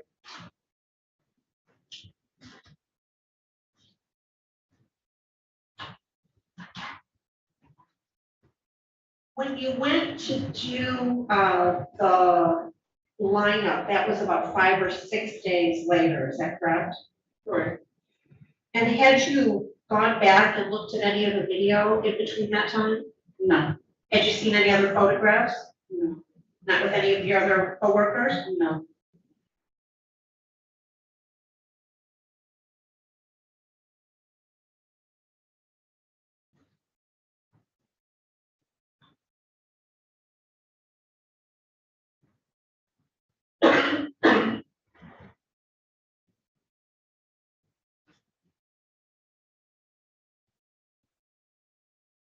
On the sheet that you filled out, when you were asked to, the lineup sheet on the photograph of the person that you picked out, do you have that in front of you still? No.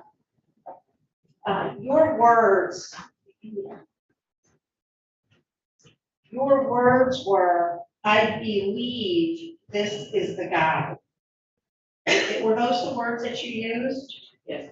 Okay, so is that you weren't 100% sure? Is that why you used those words, or?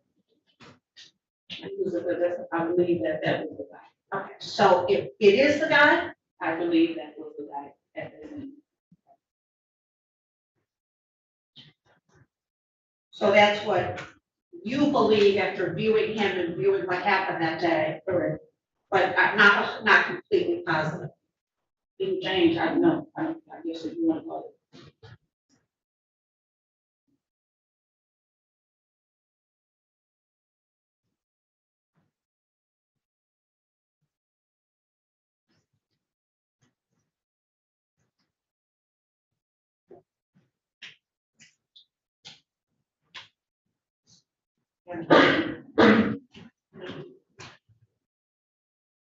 You said in your statement, he had a haircut, but I could not say how did you describe his hair? You said he was wearing a hoodie. You could, if a hoodie is on, you can see parts of the hair, so I couldn't say if he had a short hair or had hair, because of hood. But you can see his hair around the perimeter. And it appeared to be hair. But when you said he had a haircut, I mean, what, as opposed to what? Low haircut. Okay, so So now now if I put on the hood, you will see that I have some kind of hair, so you'll assume that I have short hair or long hair. right. So you didn't know if he had braids or anything else about his description of his hair? No. All right, I got you. Thank you for clarifying. I have no questions. So far. Do you read right? Okay. Thank you, ma'am, Ms. Stephens. Thank you. Any other witnesses on behalf of the people? Yes, sir, I have assigned people for Armando Johnson.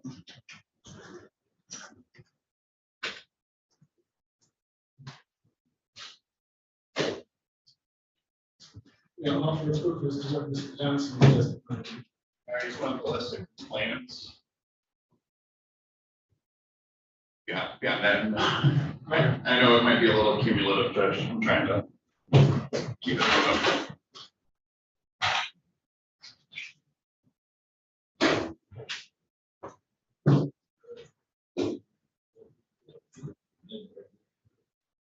Good afternoon, sir. Please give your name and spelling to the young lady that's waving at you.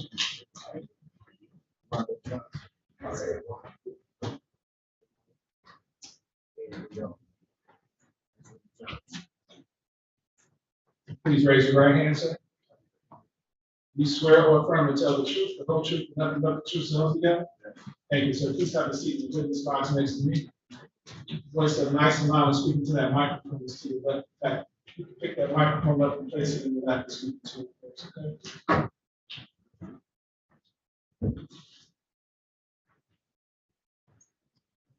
You may begin when you're ready. You can put it in the lap. Thank you, Mr. Johnson. Good afternoon, and can you just state your name again for the record? Raimondo Johnson. Thank you, sir. I want to draw your attention back to March 30th of 2022. Where were you at that day, sir?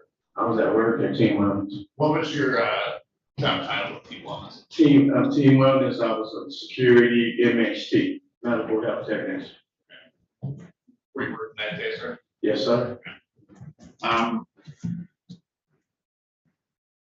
want to draw your attention into the early afternoon of that day, sir. Where were you about 1 p.m. that day, sir?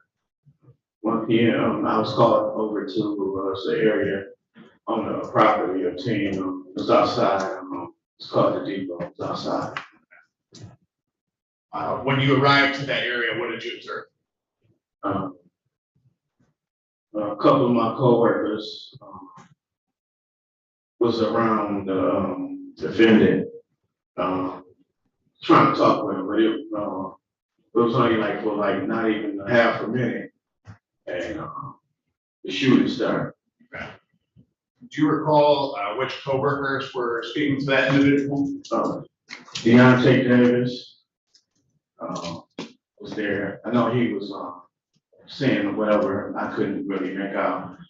And Jamon King was there.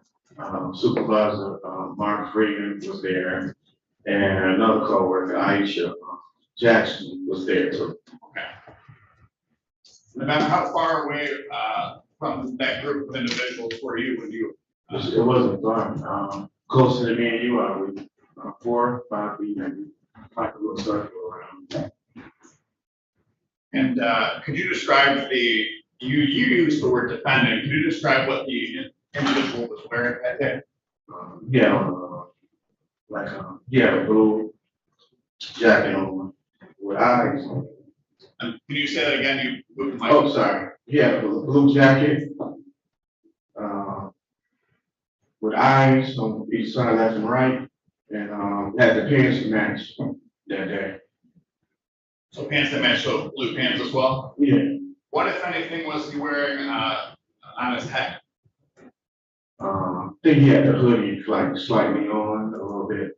Do you recall what color the hood was? It was like the whole jacket. It matched everything with the jacket and everything. Royal blue or something like that, I think. Okay. What about his face? Could you see his face? Yeah, he had his glasses down, so I could see his face and eyes and shape of his nose and everything too.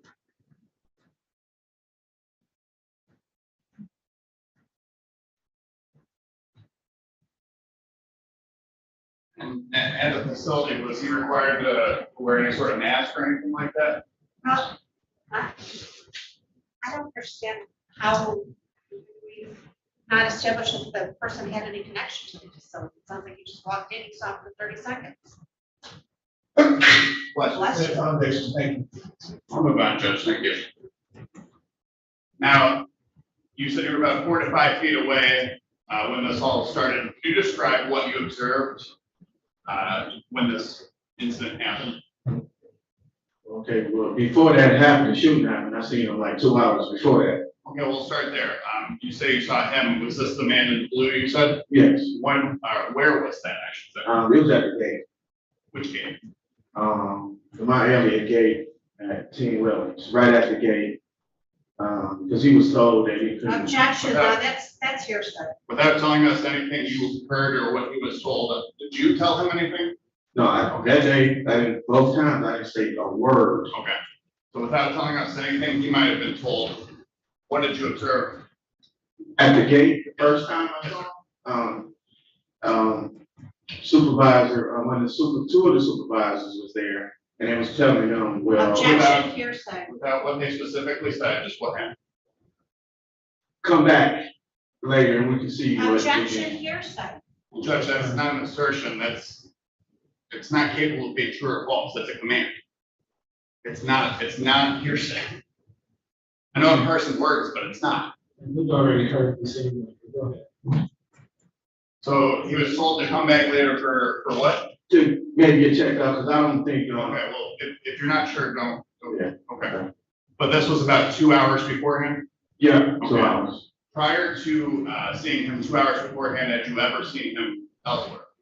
No, that was the first time I ever seen that guy. Okay, so then moving on to the incident itself, how did that unfold, that situation?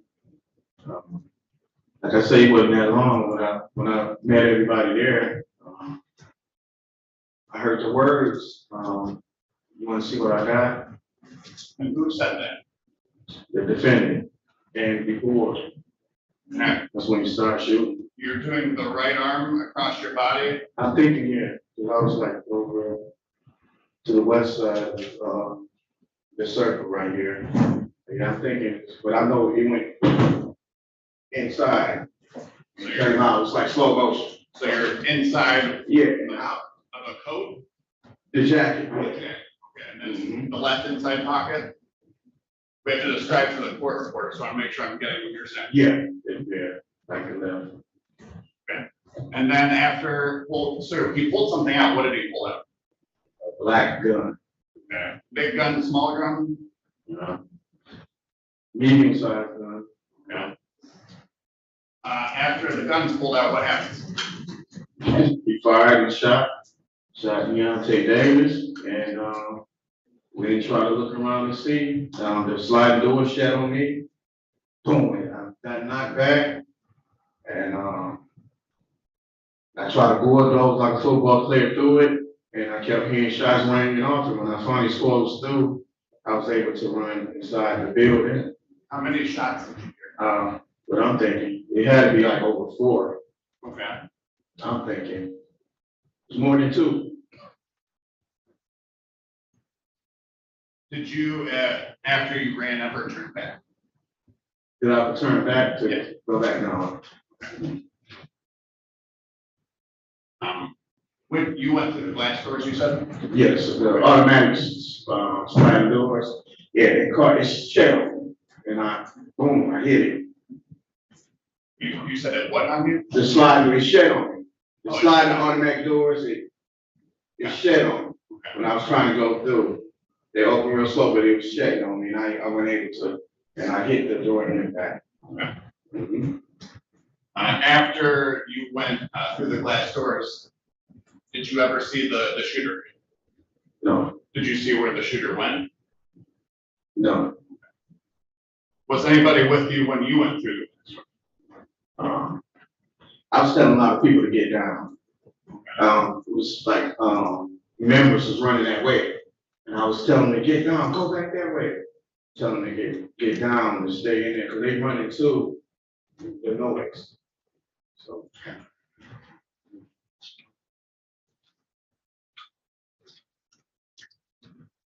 So I just want to clear up one thing, sir. You indicated that you heard 4 shots. Like 4, I know it was over at least 2. Okay.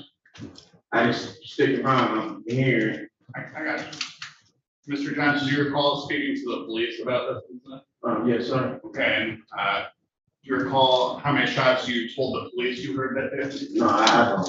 Okay, yeah. How many shots? That's okay. Do you recall filling out a statement with the police? Yes, sir. Would you recognize that statement if I showed it to you today?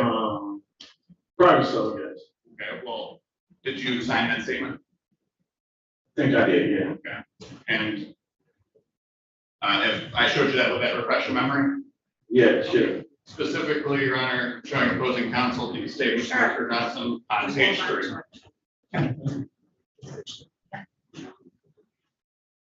Approaching with the same, Mr. Johnson asked you to hold that and just feel free to read at least the first 4 lines And if that refreshes your memory, please look up at me, okay?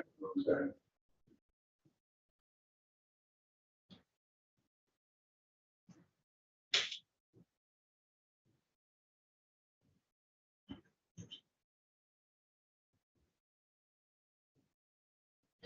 Yeah, okay. Did that refresh your memory? Yes, sir. May I take that back, sir? How many, again? Yeah, it was over. It was over 4. I thought, I'm just hearing a lot of shots. I'm expecting to get hit back in my head. That's okay. To be honest. So, Mr. Johnson, you know, just want to make sure I ask a question. How many shots did you hear? Yeah, about 8, 7, 8, something like that. I thought I heard. Like I say, I'm hearing it constantly coming. So it's been over a year. Mr. Johnson, how would you describe the scene at that time? Scene? Yeah, the location where you were. Just a lot of noise, people talking, hollering. Awful. We live it all the time, you know. Yeah.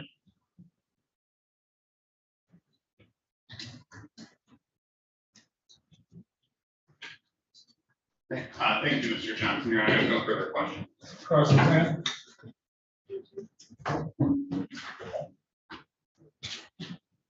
This person that was in this blue outfit that day, like, you had seen him only on that day. Is that your statement? Yes. So as far as you knew, he wasn't any member that you recognized. Is that correct? Yeah, that was the first day I ever seen him. So you told us that you first saw him at the gate and supervisors were speaking to him. Is that correct? Yes, ma'am. And then later you were called out to assist on a situation that was happening in a different part of the building. Is that correct? Yes. Now, you said that you got a good look at his whole face. I think you said his eyes, his nose, everything, correct? Yes. So when you spoke to the police on the 30th, in the same statement that the prosecutor showed you, you told the police asked you if you had ever seen his face. Your answer was his face was covered. He had on a mask and shades, but he took them off, so I was eventually able to only see his eyes. Do you remember telling the police that? Objection, please. Only judge says. I'm sorry. I was eventually able to see his eyes. Yeah, because at one point he took off the shades. Yeah, but so the way you described it to the police is that he was wearing a mask. You couldn't see his face, but eventually, it sounds like the only parts we could see were his eyes. No. Well, did you say these words to the police? His face was covered. He had a mask. Yeah, let me show it to you. Yeah, you can show it to them. Come on. Okay, come on. You can hurry up and run over there and show it to them. Come on. Okay. Fast enough for you? Not really. Okay. See right there, sir? Yeah. Why don't you read And that? that was a horrible thing. Why don't you read that for us, sir? Read it to yourself. Fresh recollection. Just read it to yourself.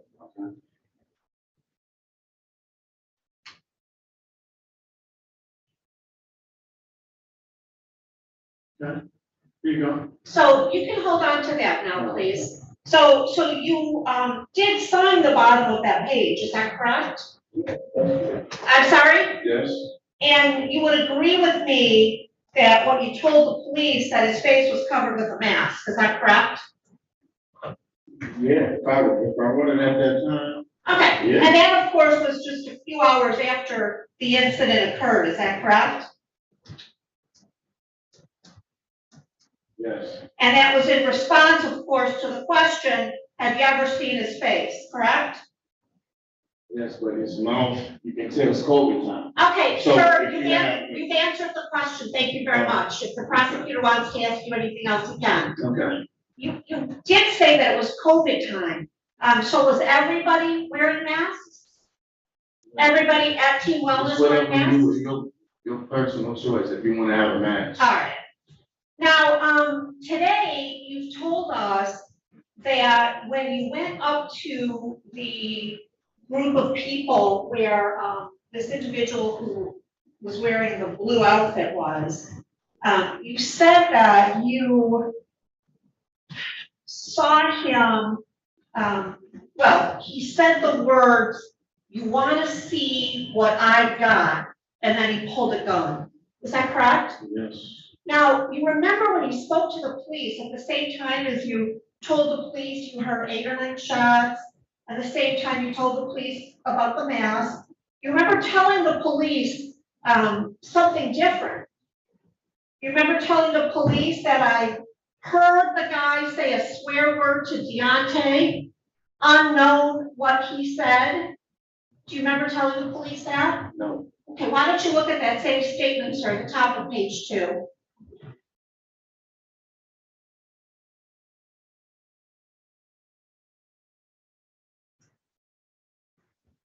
Okay. Okay, so where in this statement did you ever tell the police about these words that you heard? You want to see what I got.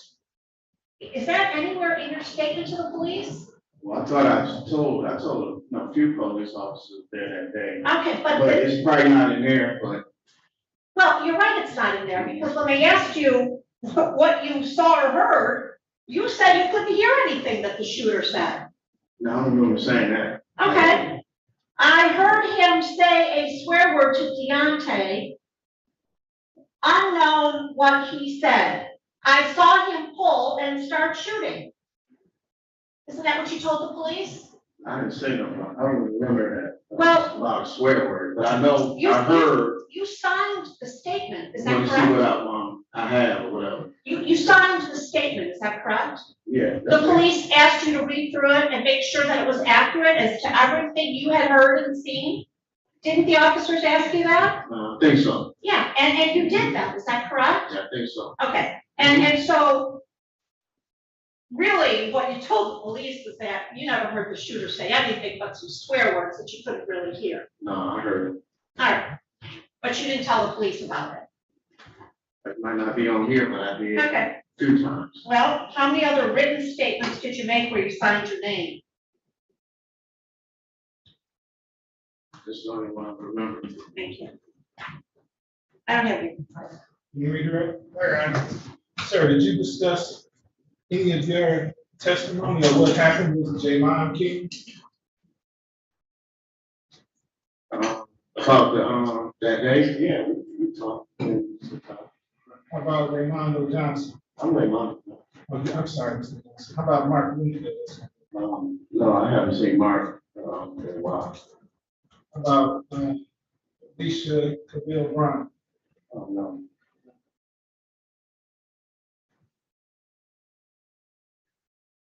Yeah. So you maintain today that you got to look at the person's face, is that right? Yes, sir. Did you see that person in the courtroom today? Yes, sir. Can you point to us and tell me? Right over there. All right. Witness has identified the defendant, Demetrius Nathaniel Johnson. Any questions based on my question? Yeah. Did you ever go down to the police station and view a lineup? So the first time you were identifying the person you claim you saw that was wearing a mask that day is here today in the courtroom? Yes. Yes, ma'am. Anything else? Okay. Thank you, sir. You missed it.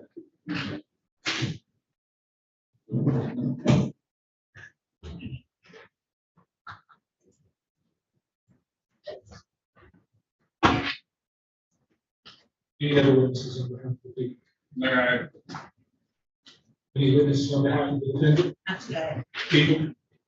Out of silent people who find over as charged with complaint for. The testimony in the video shows the man wearing the blue jumpsuit that's been described by the 3 witnesses today, walking through the Mount Elliott parking lot of Team Wellness, going to the shed area, speaking to the team wellness employees, Mr. Johnson, the deceased Mr. Davis, Mr. Winfield, Ms. Cable Brown, Ms. Jackson at the time, Mr. King.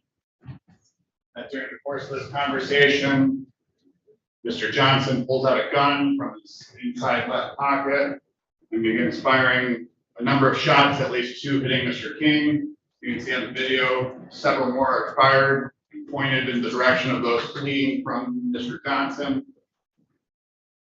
Mr. King himself testified that the gun was pointed at him and he heard clicks before the man in the blue, Mr. Johnson, runs off, and you see on the video from the Mount Elliott parking lot that this person runs out to the road, grabs something behind the fence, and takes off to the right side of the screen. On that video, I think that more than sufficient evidence, Your Honor, has been presented for a probable cause standard to bind the defendant over on these charges, and I ask that you do so. It's clear from the testimony and the video that Mr. Johnson came with a gun in his pocket. He had ample time to think about. There was no provocation as to why the shooting would have happened. No physical confrontation. He was told multiple times, you can come back Monday to get your property, come back Monday to get your property. He was asked to take his hand from his pocket. Instead, he began to shoot up the team wellness. So I think that would satisfy the elements of premeditation and deliberation as well, Your Honor. So for those reasons, I actually find over. Thank you. Ms. Silver? Yes, first of all, as to counts involving Raymondo Johnson and Mark Winfield and Alicia Cable Brown, there's been no testimony at all that any weapons were fired or any threats were made to them, that any weapons were fired at or in their direction, or that any threats were made to them. As it relates to Jamont King, I certainly take issue with his testimony and his, as well as Mr. Johnson, frankly, and the related addition of facts that seem to fit their scenario. But as to those 3 witnesses, there's absolutely no evidence of the assault counts and felony firearm counts against them. As to the balance, Judge, it's our position that there was an insufficient identification made in this courtroom, and we ask the court to not find over. Response? Starting with the identification, Your Honor, both Ms. Cable Brown as well as Mr. King were presented 6-pack photo lineups, both positively identified Demetrius Johnson. Mr. King testified that he had seen Mr. Johnson 3 to 4 times, once including that day, and then within the past month, Mr. Johnson. Ms. Cable Brown indicated she had never seen this person before, but was sure that she believed her words that Mr. Johnson was the one that was the shooter that day, both positively identifying him as well. In terms of the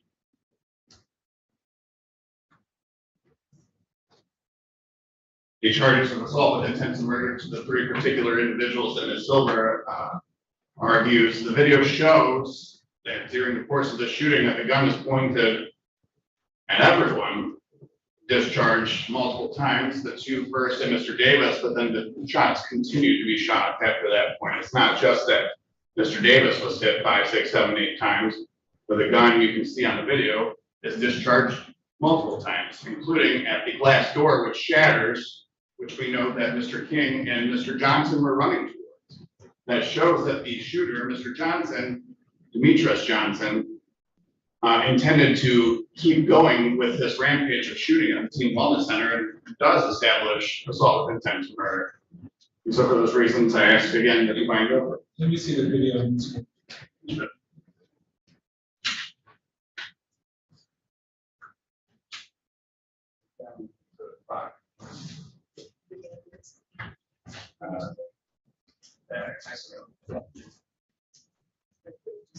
Oh, it's been 5.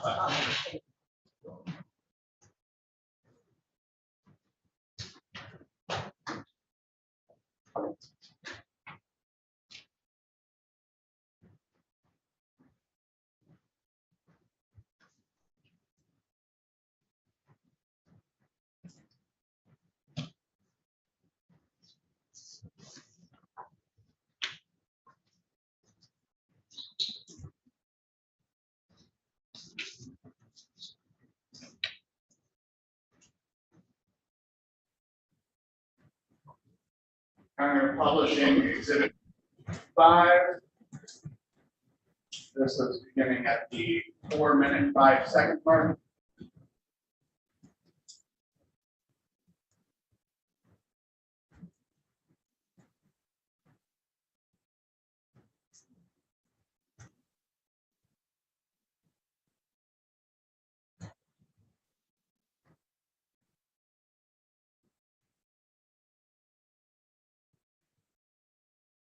Stopping at 4:26.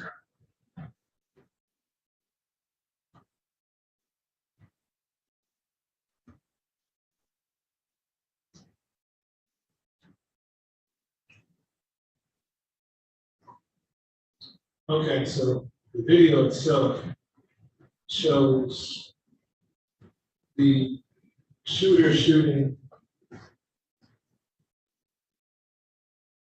the complainant Deontay Davis, and looks like Jamon King and Mondo Johnson.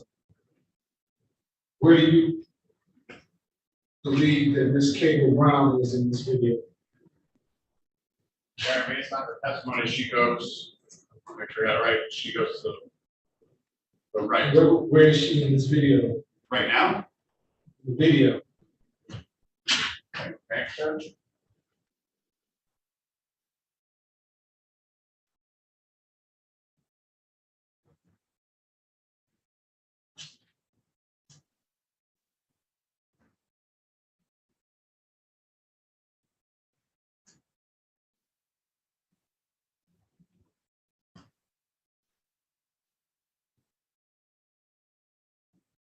Are you saying that's her right there in the brown coat? Send them to this.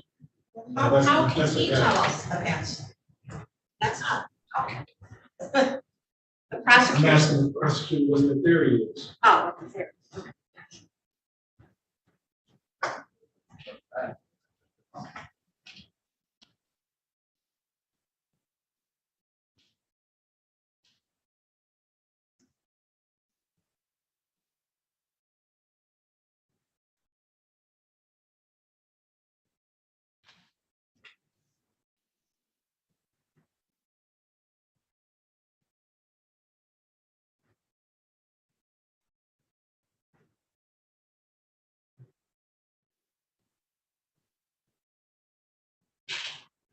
I'm pretty sure that's her in the red.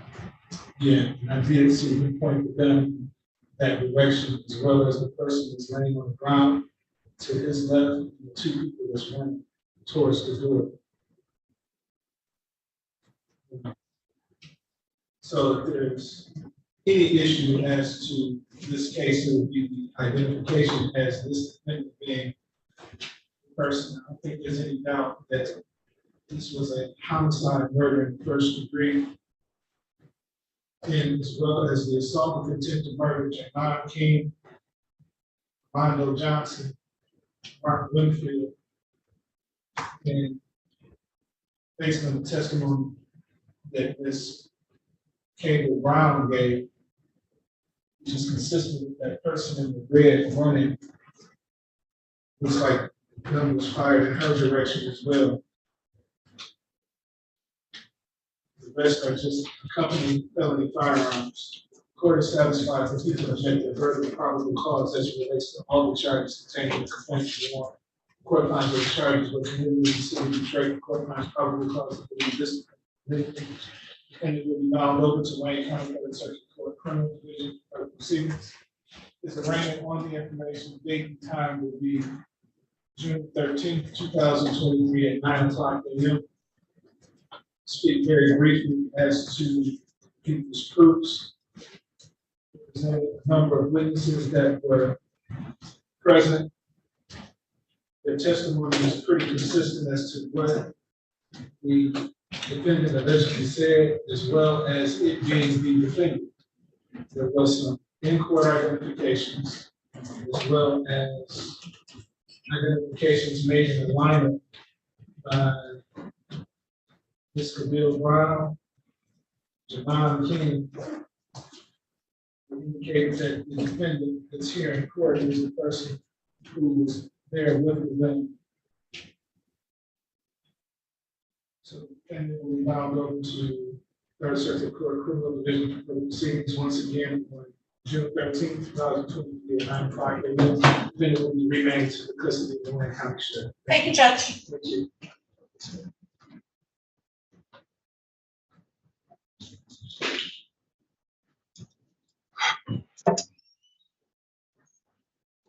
Hey, guys.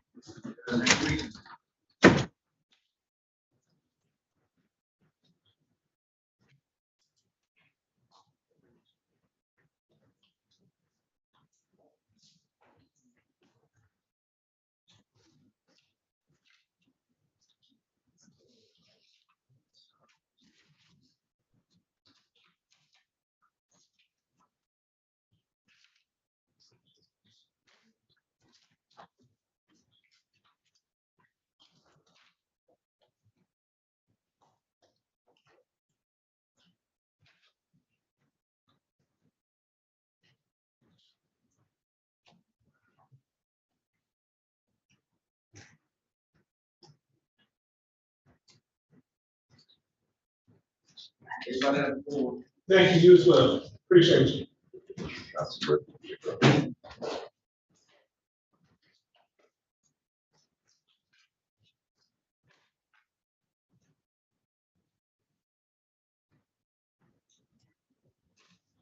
Well, that's very good. Thank you, sir.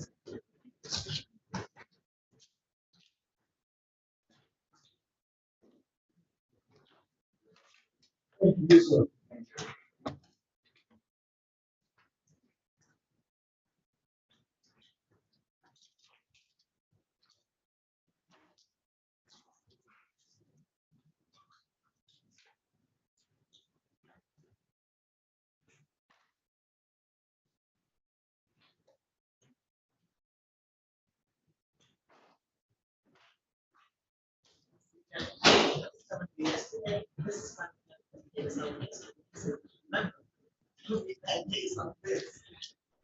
Appreciate it. My favorite days was this. I know.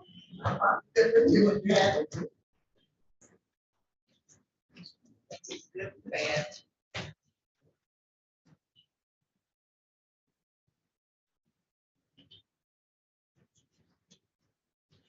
Slap the spit out of this.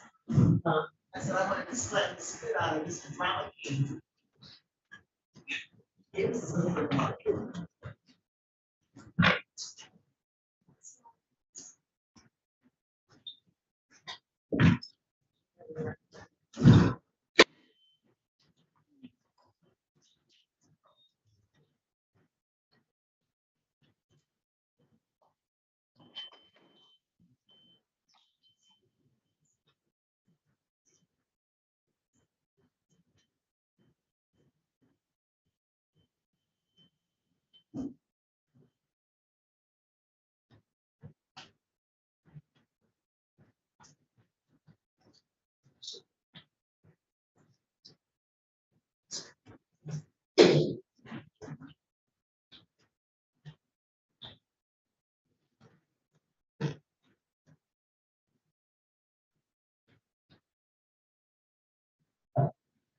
Okay.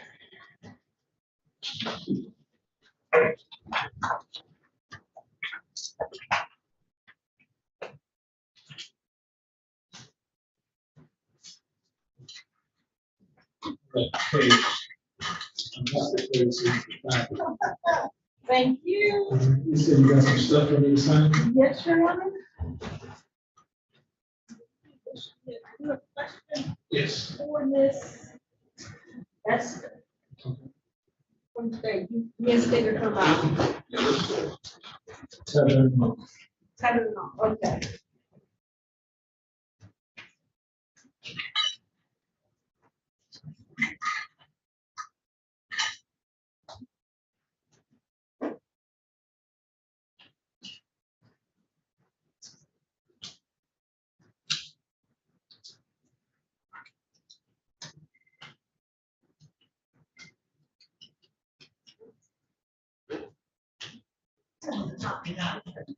Uh, I was still in.